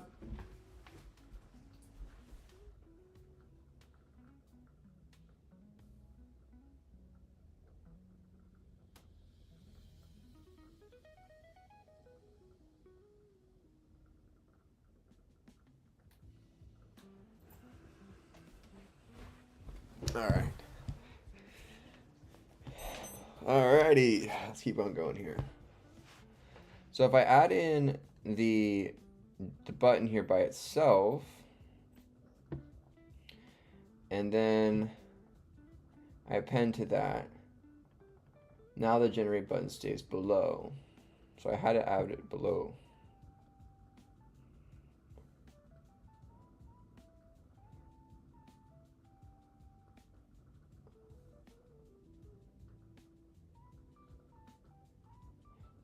Well, you can't generate with no compound, so maybe I should have the generate button be dynamically made as well. So let's do that. Let's have that add compound button. Let's remove this. Then let's go down here, right? Else, we're going to create the new container for housing these, the div, the wrapper. We're going to create the two inputs, right? These two inputs. We're going to create the remove button.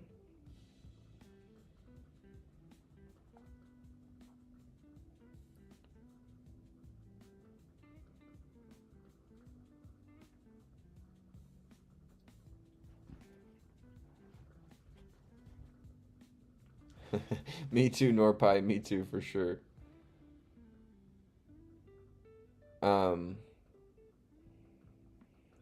So then, how can we add in this button below? But I don't want to add in a button every single time. I only want to add in one button.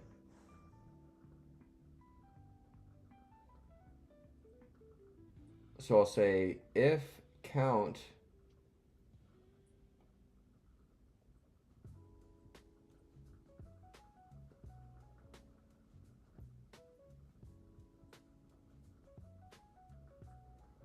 so if count is greater than or greater than 0,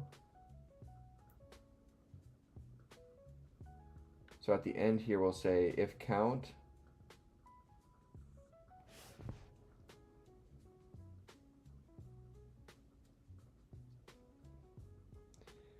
So how can I say this? Is so the else is wrapped here.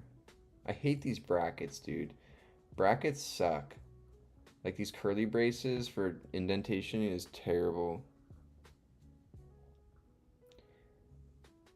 I really don't like it. It just really is annoying.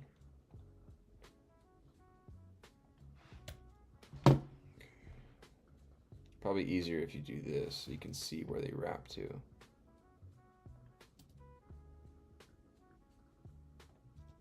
Yeah. Okay, so then what we're going to do is outside of our if statement here, or outside of our, we're going to say if count, or we'll say if count greater than 0 and count, okay, so we'll say actually if 0 is less than count and count, or what is it with, is it double ampersand or is it single or is it this? What is and count less than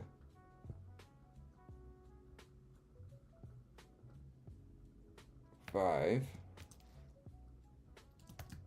We're going to open this up. Hey Nova Masters, how's it going? So are you in college student or just learning? Yeah, so I have a degree in, for those that are new, my name is Michael. I have a degree in human biology and a minor in chemistry. I work as a formulation chemist for my 9 to 5 job where I make biological controls for patient diagnostics and research. And oh, my thing broke. Oh, there it goes. Now it's back. My sub count. And yeah, I've been teaching myself how to code every day for about 10 months now. It's been quite the journey. I appreciate you guys being here and joining me so far. I stream every single day around 7 p.m. PST. I got a good streak going so far. Thanks so much for joining me. We did a little bit of a leak code today, so I guess that counts as DSA. We did a problem with a set in it. Future CS master student. Tim out here spreading false news. Fake news, Tim. Okay, so then if the count is less than in these between these values, what we're going to do? We're going to let new let generate plot button equal document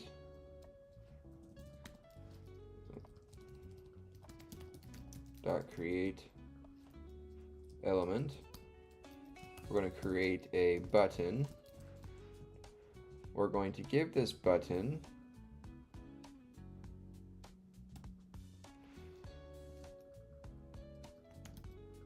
generate plot button dot text content is equal to generate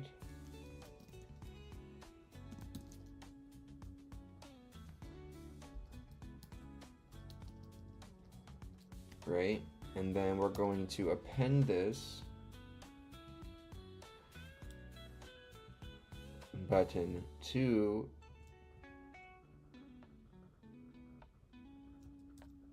so we're going to do new, we're going to go compound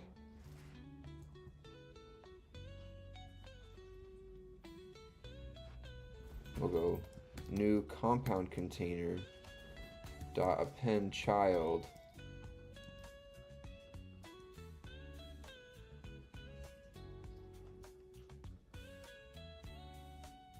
no we'll generate plot button dot append child onto the compound selection section.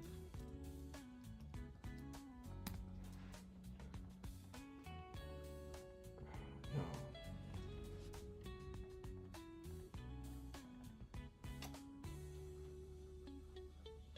So if the count becomes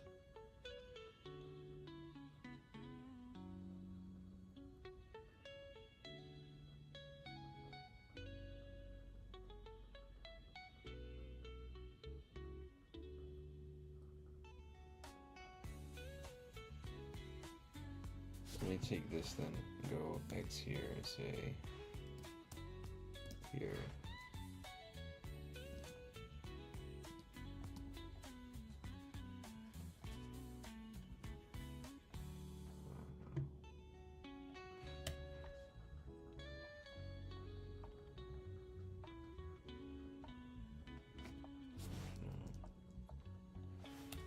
I want to say, right, if the count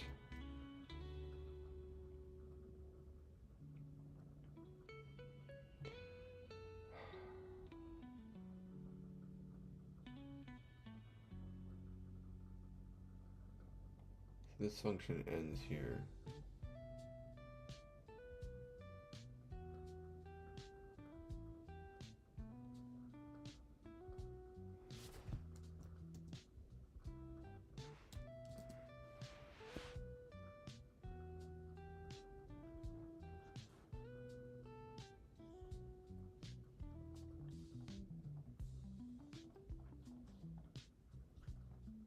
No.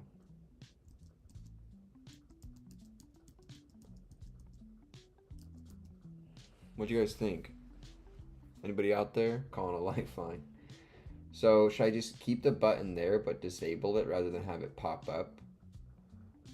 So should I add back in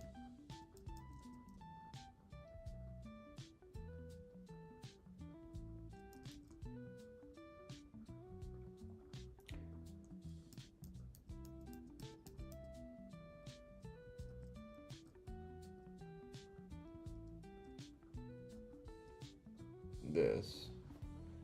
We have a generate.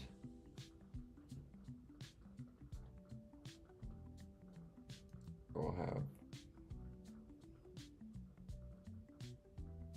visualize, right?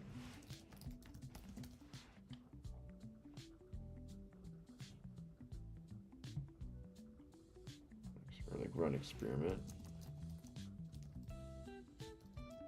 Run simulation.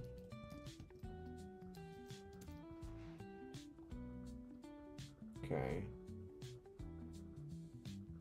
So then if we just say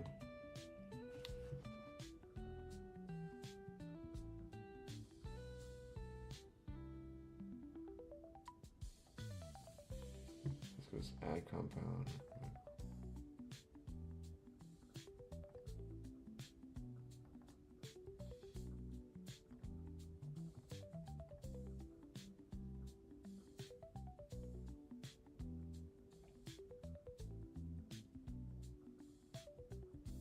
We say, so on this click, count -1.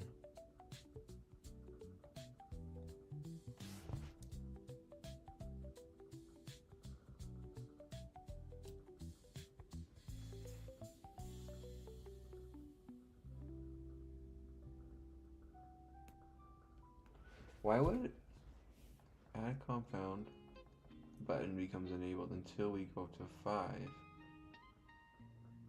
and then it becomes disabled?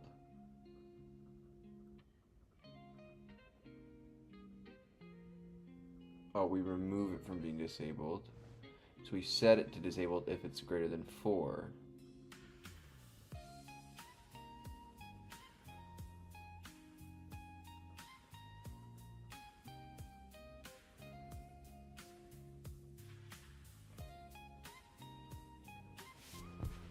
Okay, so then else you can add them. Okay, so you can continue to add and increase.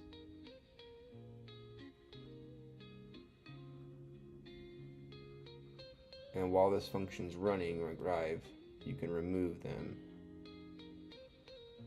And then if you're removing them, we'll say if count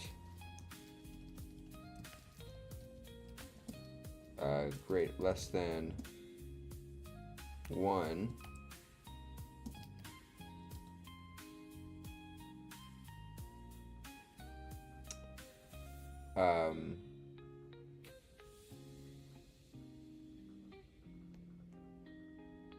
if the count less than 1,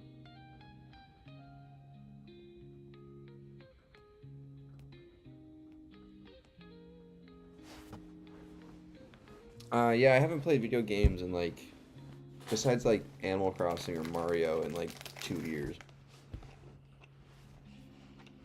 Okay, so if count is less than 1, however,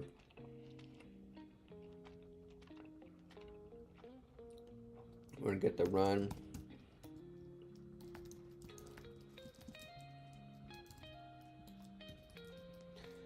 get element by ID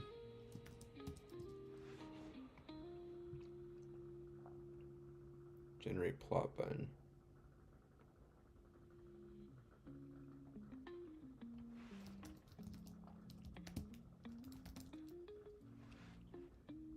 Run simulation button.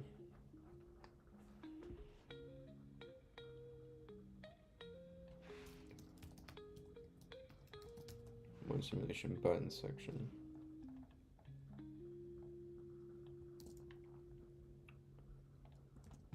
Get that, and then we'll disable it, right? Run simulation button, and then we'll do run simulation button dot remove attribute quote, or no, we're gonna add disabled.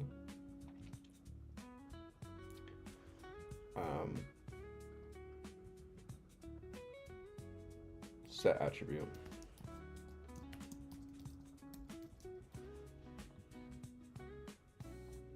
So it's still working.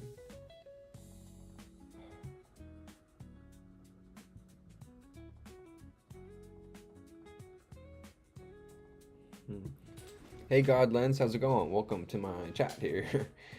So we need to take this and insert it somewhere. So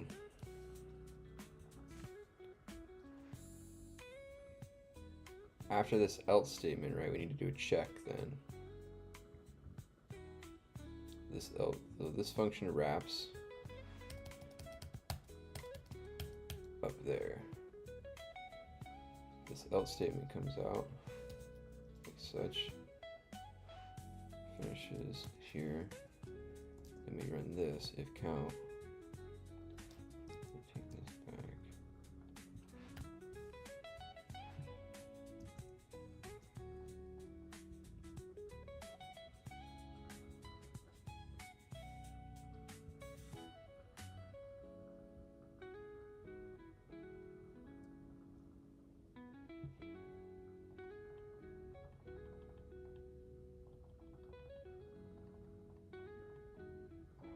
No.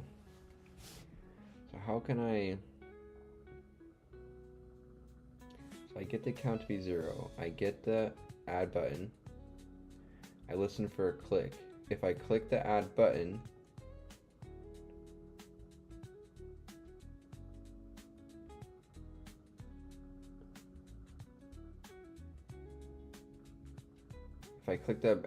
right away, if the count is greater than 4, then the add button is disabled.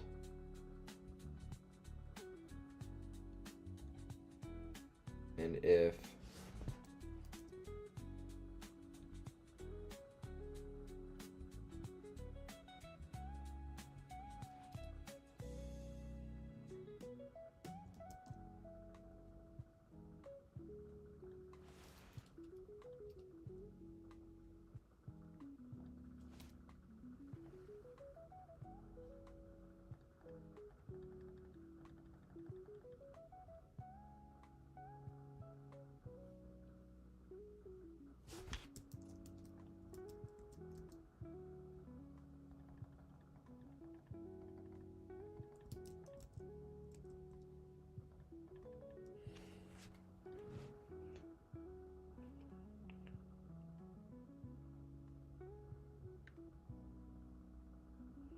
oh, that's in the function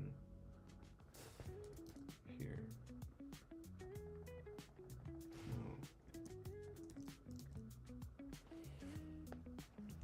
So I add the compound, I get the compound button, the add button. If that count I'm keeping track of is greater than 4, then I set it to disabled.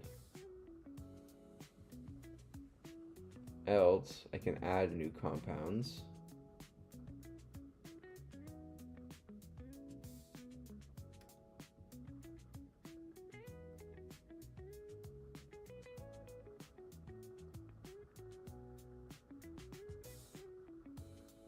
Okay. And then here, if the count becomes less than 1,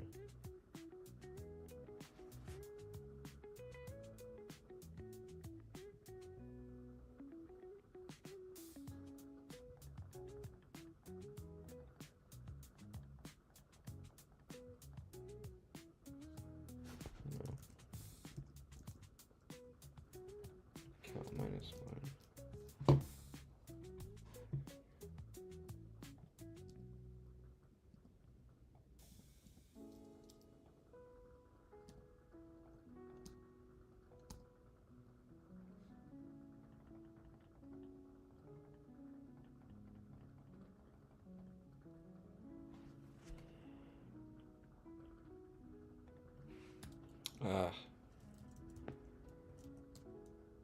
So we reduce the count, we remove the element, reduce the count. If the count is less than 1, let me go to my DOM. Let me add compounds here. Let me go to expect.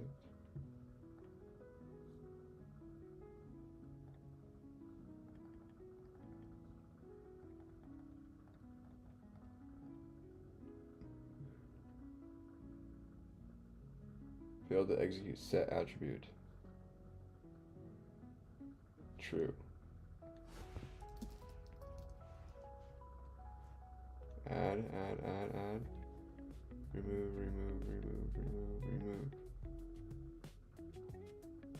Set attribute.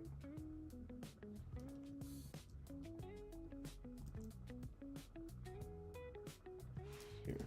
True.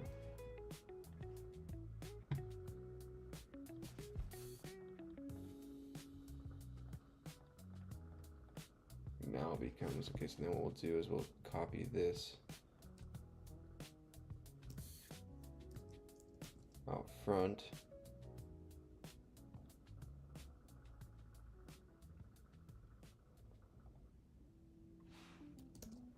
Here. And these back.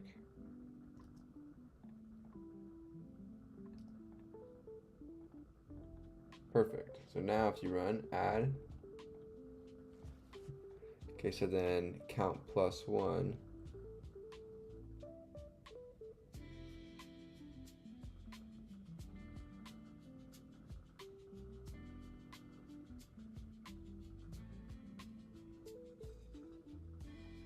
So then what we'll do is we'll just disable it rather than saying if. Right, we'll disable it right off the jump. We'll get it and set it to enabled.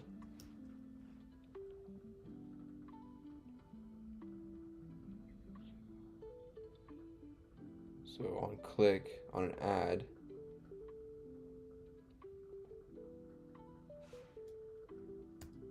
we're gonna go here, count plus 1 set. We're gonna remove attribute, disabled.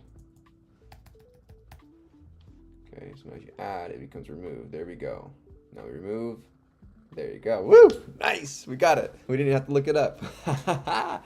Look at that, guys. We're doing JavaScript. We got JavaScript down. Let's go. Okay, so now when you add the compound, the run simulation button is disabled. You press add, it becomes enabled, right? Now when you add past 5, so if I go remove.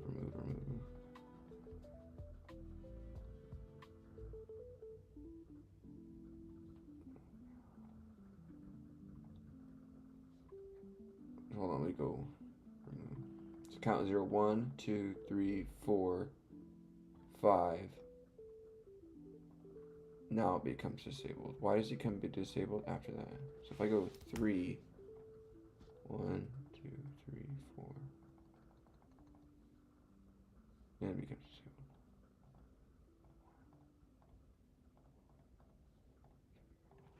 4, then why can't I go 1 extra 1, 2, 5, and then it becomes disabled? Why is it disabled after on the 5th add?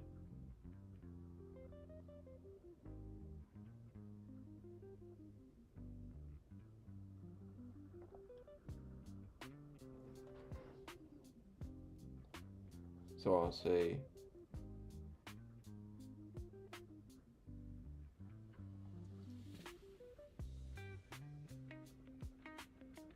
if the count goes up to 5, 1, 7, 6, 3, 1, 2, 3, 4, 4. But the 5th doesn't register.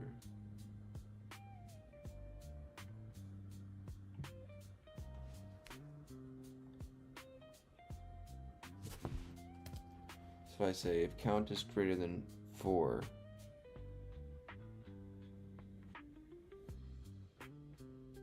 I disable it.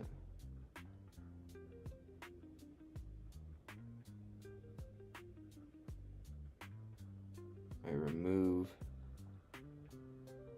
run button.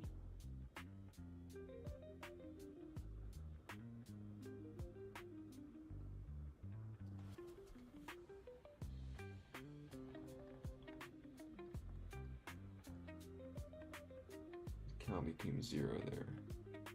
1, 2, 3, 4, 5. Count is 5 now.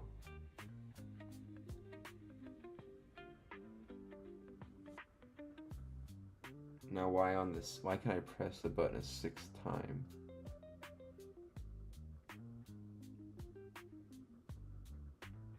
So on clicks for the button, the count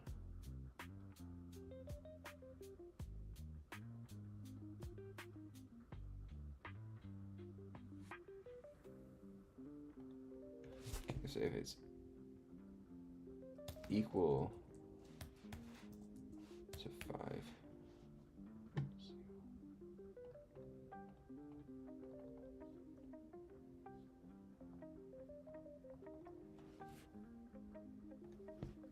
count is equal to 5.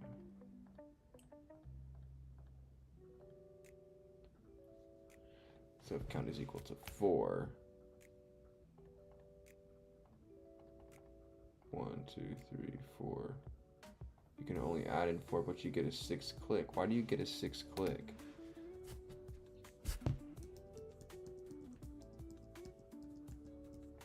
So we set it to disabled, else we increase the count variable.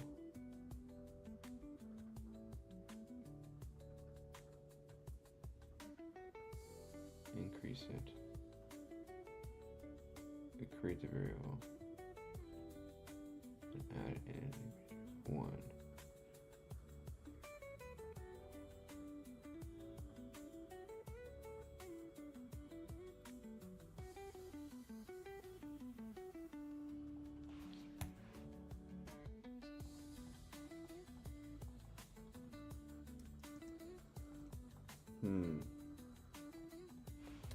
That's interesting. I'm going to take my script, I'm going to say why can I press my add compound button a 6th time before it is finally disabled? When you're checking count and updating it, right now you check if count is greater than or equal to 4 before you increment count. So on the 5th click, when you say when count is equal to 4,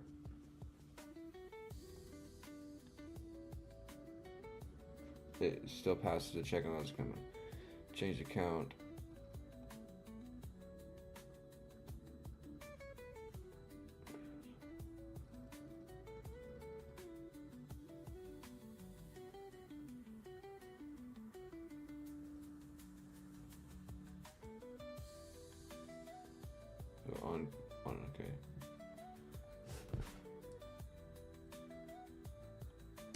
So we'll just move the count above.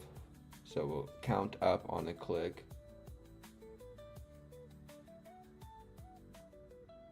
If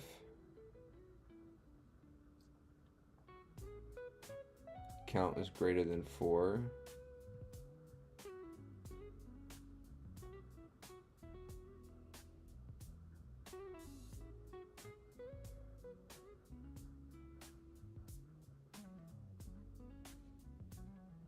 we set count equal to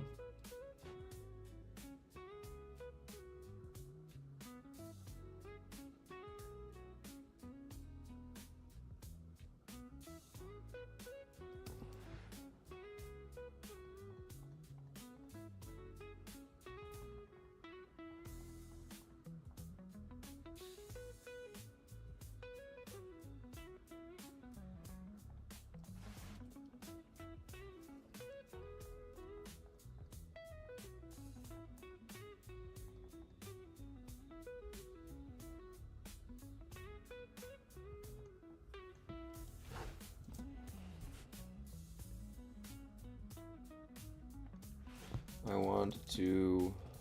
want when the 5th compound is added, the button is disabled, but after the 5th is added, you press it a 6th time to disable currently.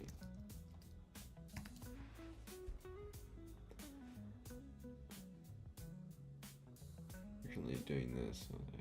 So when count is equal to 4, it goes into the else, adds the 5th compound, and sets count to equal to 5, but the count, well, it runs to 4, so it doesn't trigger yet. Here's the fix, move the count.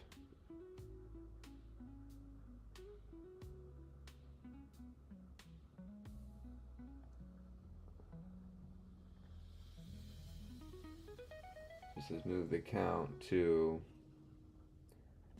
count, so we'll say count plus equal by 1. If count is greater than or equal to 5 here, we're going to disable this. And then we don't even need to run this else.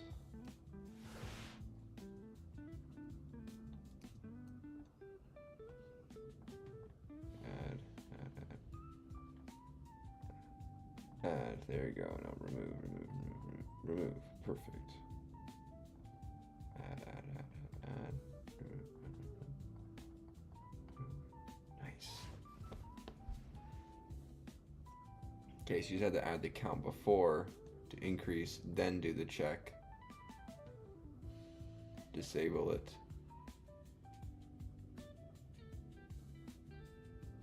So you can't increase beyond 5. Boom. Now you can't increase beyond 5. You can only decrease beyond 5. There we go. Nice. Woohoo! Okay, so now we have that. So now we need to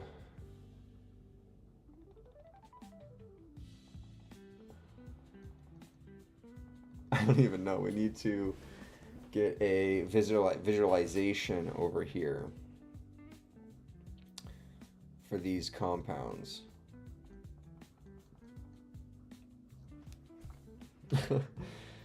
So on the right side here,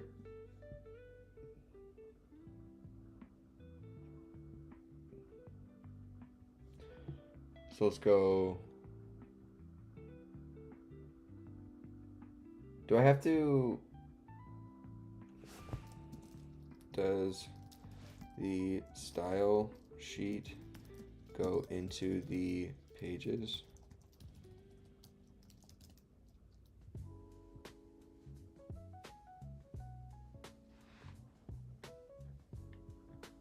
No, does it go in the pages directory?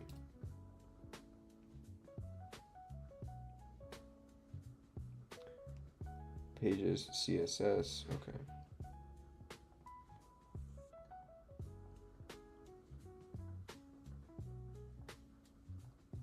Go to source CSS. Oh, styles. Okay, so then how do we link the style sheet? This in the head here.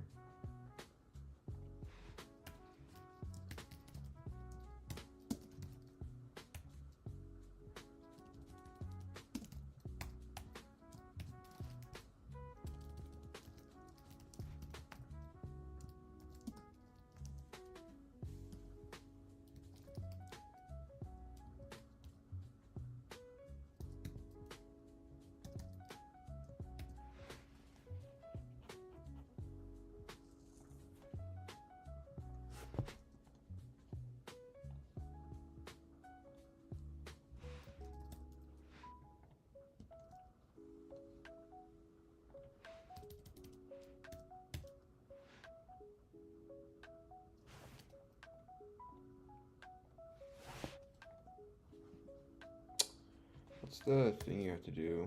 Like this. Source, CSS, styles.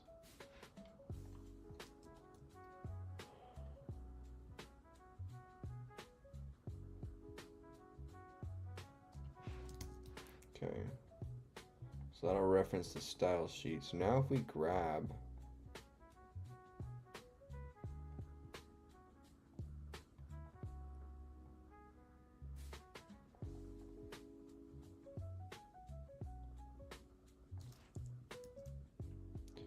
now if we grab our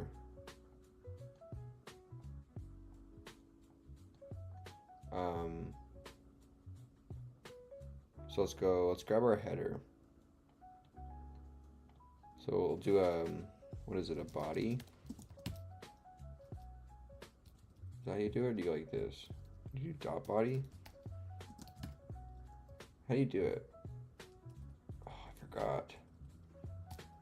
Anybody know? Anybody quick out there got show me example for basic CSS.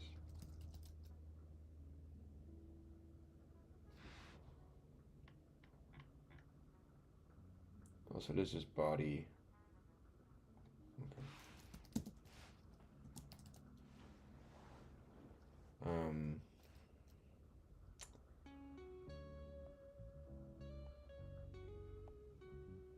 I want the font family to be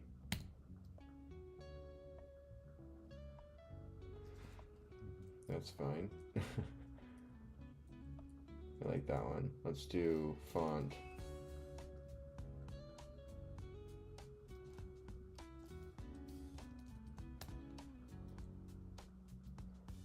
Let's do background color. What is a good dark mode color?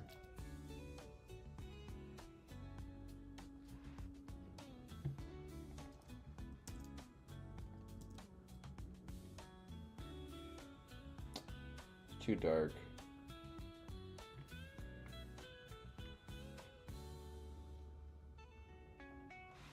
Too dark, don't show code.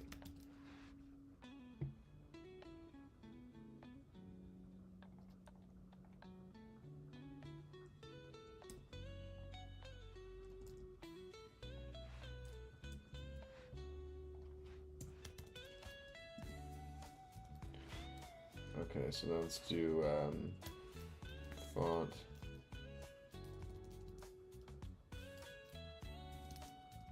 Font.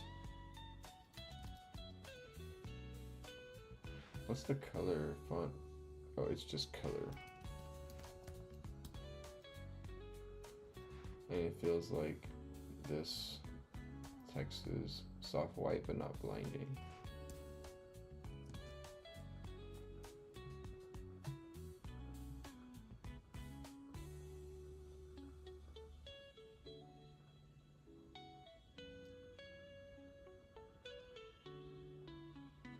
Okay, so now let's go here. Let's go to our H1. Let's do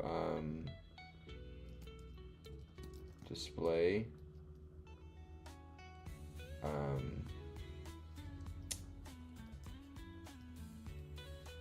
Let's go, not to this, let's go to the dot header section. Is it, how do you get classes? Is it dot header section? Yeah, okay. We'll do display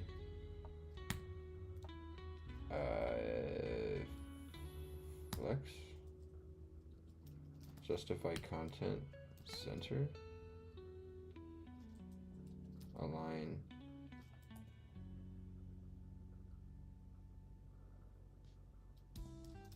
center. Okay, so now if we open this up, it stays flex into the middle. What happens if I remove the justify content? Okay, but if I go here, keep the justify content and remove that, it stays center no matter what. Okay. So do I need to even do the display flex? Yes, I do. So justify content, what does that do exactly? Lines flex items that may access the current line container. When you can add your compounds and remove compounds. Give me a color scheme for a light gray color mode. Not dark mode, not light mode, but in the middle, soft light gray.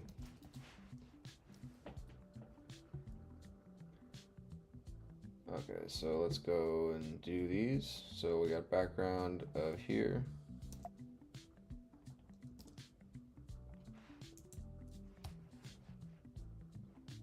Got text.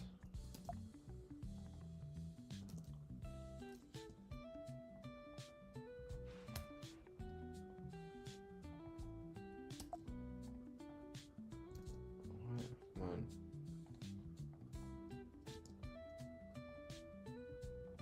I like that.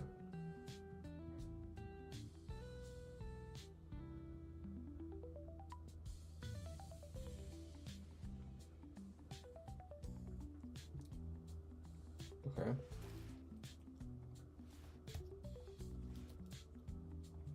Nice.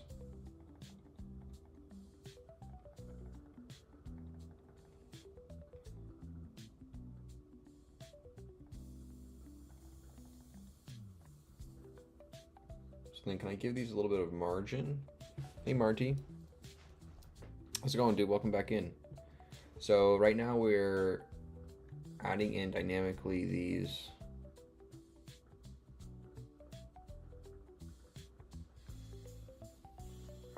with the compound selection section.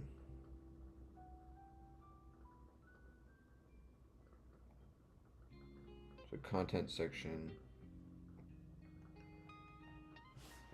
So I go to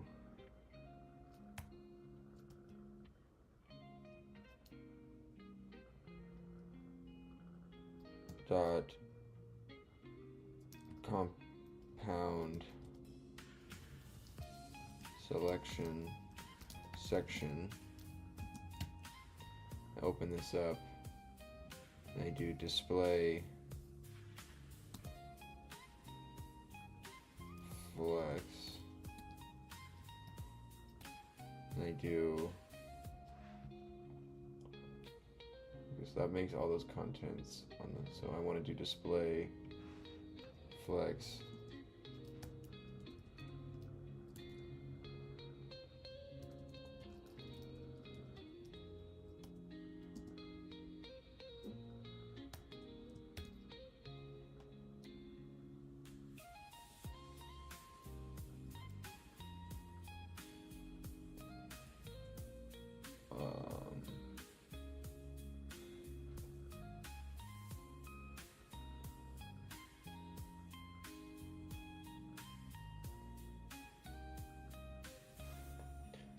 do do want to have these as flex, but I want to justify line items to the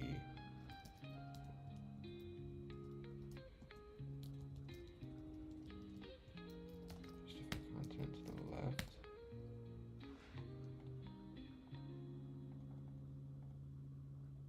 Oh. So I want everything on the left side.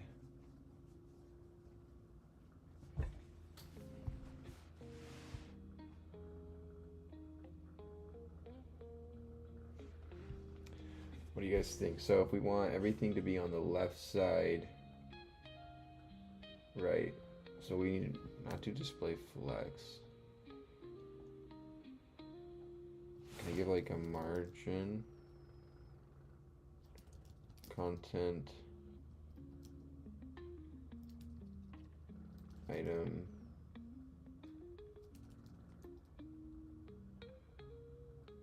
So if I give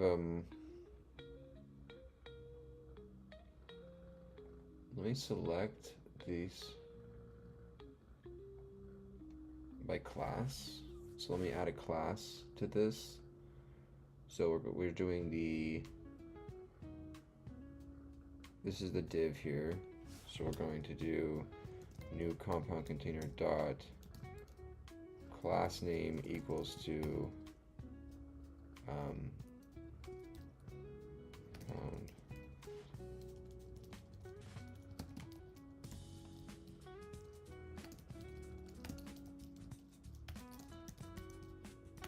compound container, and then what we can do is that'll still do everything, right? Perfect. So then we'll do compound container. We'll do margin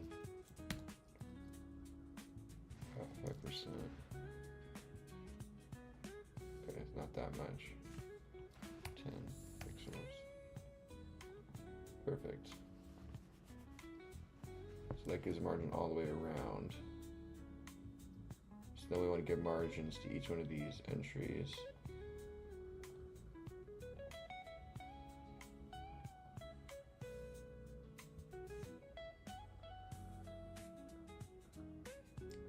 So margin, we'll say top 10 pixels.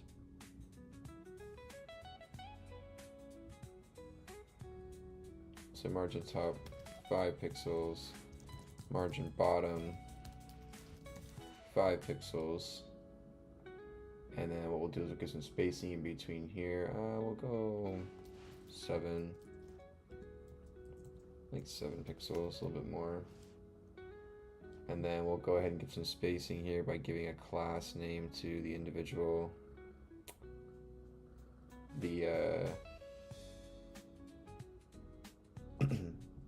entries. So we got the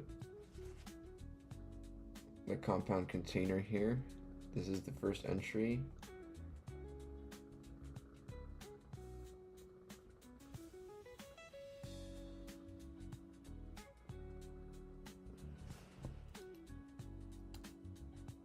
So I'm going to give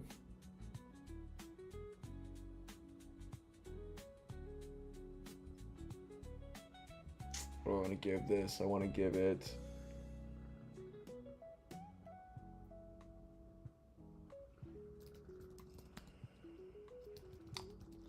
new compound name entry dot class name is equal to quote compound name entry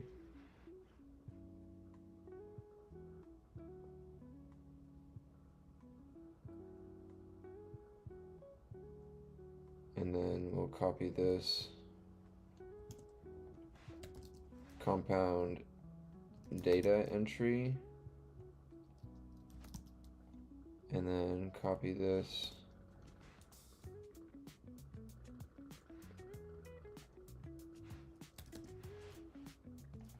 compound delete button class name compound remove button. Okay, we'll go, we have compound container, so then we'll go to dot compound name entry, and we'll put on here margin, not top, we'll put on margin right 5 pixels. We'll do dot compound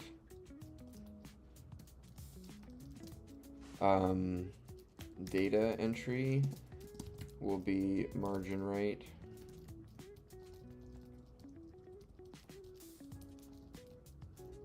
5 pixels, and then that should take care of it.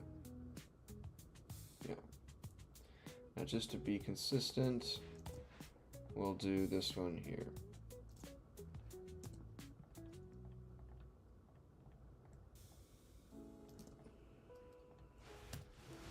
Okay, so now we have some spacing between there. Look at us. Look at us doing the styling over here. Hey everybody, my name is Michael. I'm 26. I got a degree in human bio, minor in chemistry, working on a project, building a front end for our simple, very simple, front end to work with our current chromatography, thin layer chromatography simulator, which plots against a retention factor given a solvent at 100% speed, a randomization of 5 solvents or 5 compounds in relation to the solvent speed, with a random RF factor or retention factor applied to it. So as you can see, this green and yellow are moving extremely fast, where they have a high RF factor, meaning that they are extremely polar in regards to this plate, and they are moving and attracted to this plate. Whereas these other ones are non-polar and are not very, will not move throughout this experiment sequence. So this is kind of an experiment you do live in the lab as like a sophomore in chemistry, freshman in chemistry. And so I simulated it here with Python and Matplotlib. And so we're going to build a front end to allow users to enter in their own custom parameters here or generate random values. And then it'll be cool from there.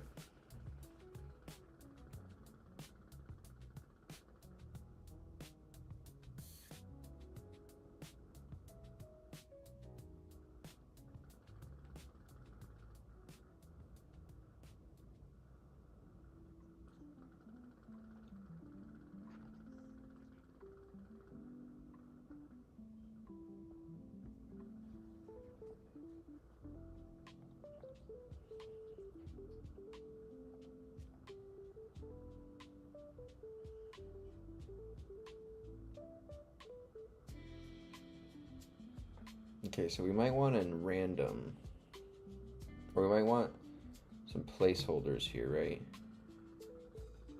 So we have some entries. We have the name entry right here.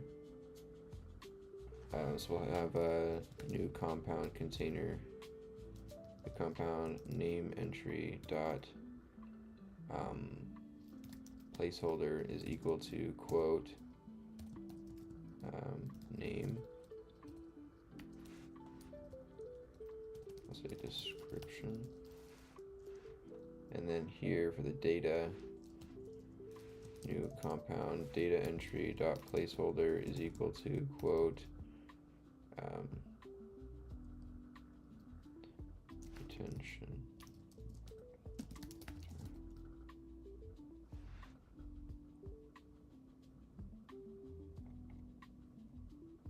Cool. Nice. So then we're going to add a button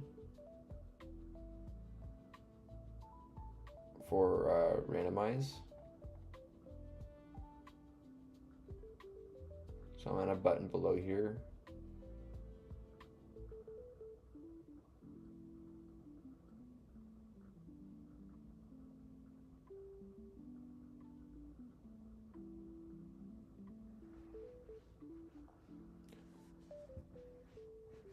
So I want to put a button next to the run simulation for randomize.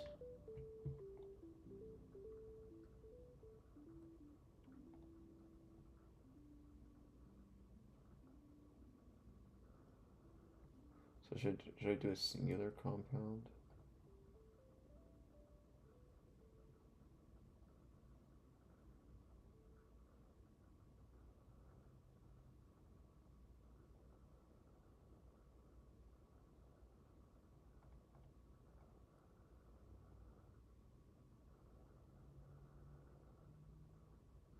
Okay, so what we'll do is we'll add in into this section here an additional button called randomize retention factors RF button, right? And this will be randomize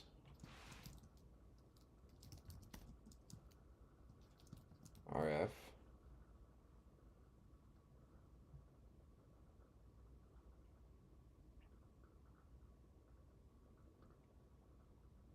Okay. So then what we'll say is the randomize RF is also disabled.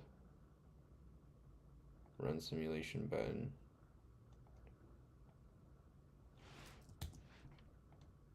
Randomize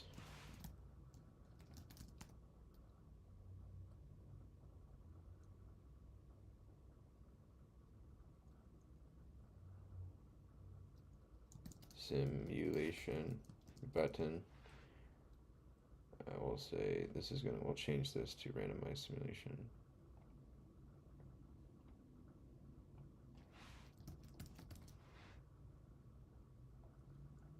Right? Randomize simulation. Hey, how's it going? Welcome. Appreciate you being here. So randomize simulation, and then we'll set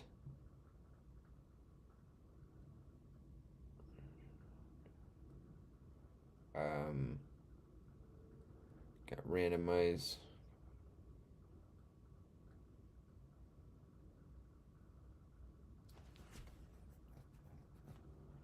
run simulation button.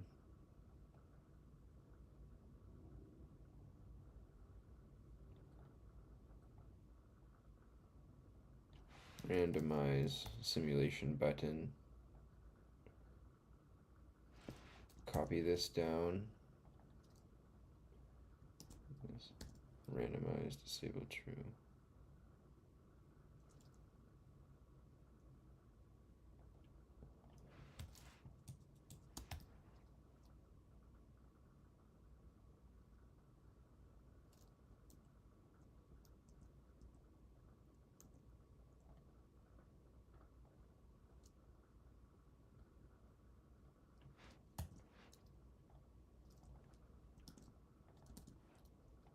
True. So now it just needs to be default. I could go up here.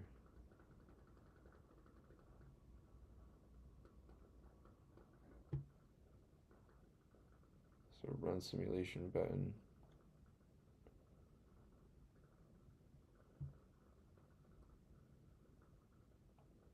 So I don't even need to do that.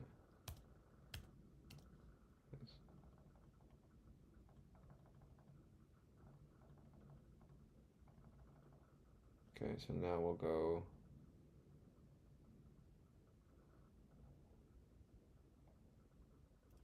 this guy, take it,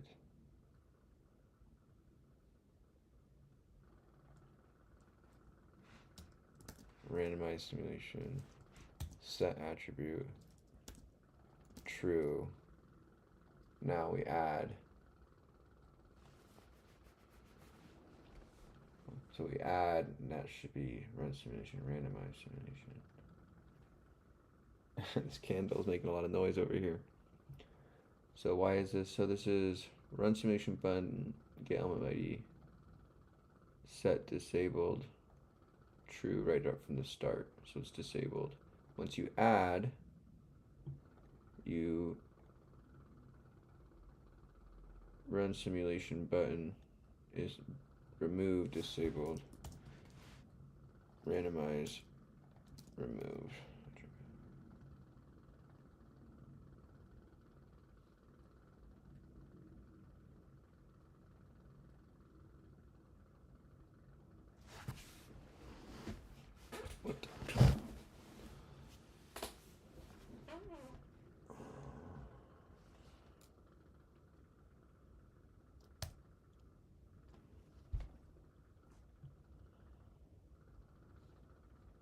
Okay, so now you can add, remove, let's be from the start.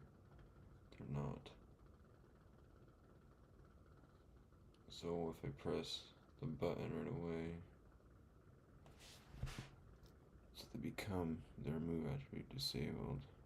So need to disable them up front. So say set, we'll take these two.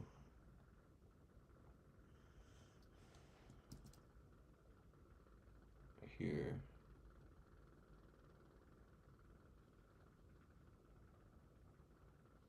Paste it here. So now they're gray. Add, they become open. Now this is gray, and you can run randomize or run simulation, and then you can remove, add, remove, add, remove all but one, add all back, remove, and then they're gray again.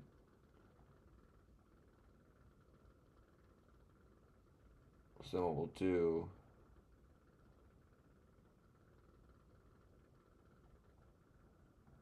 is we need to add a little bit of margin to the buttons so that they aren't right on top of each other.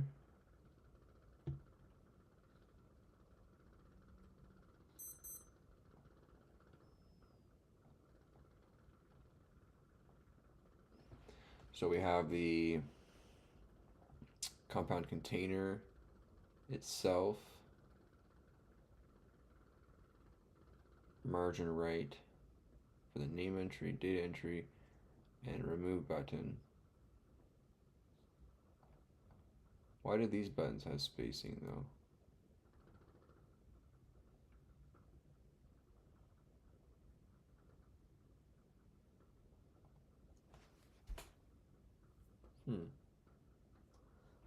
Remove compound button as a margin right, margin bottom, margin top on the container. Oops, hold on one sec, guys. Yeah. All right, bye. All right, you guys. My lady friend is here. I'm going to go ahead and sign off for right now. I'll probably come back on for a part 2 stream. We completed a successful work session in our project here by getting a front end going. We added some more features little by little. I think I do have the prettier VS Code extension. I do have it on. I just don't think it does it when I save, I think, right? Anyways, you guys, I appreciate you for joining me here. I'll be back probably for a part 2 stream later tonight, but I'm going to hang out with my lady friend for a little bit. We stream for 2 hours and 45 minutes. I'll see you guys in a little bit or tomorrow. See you guys. Bye, guys.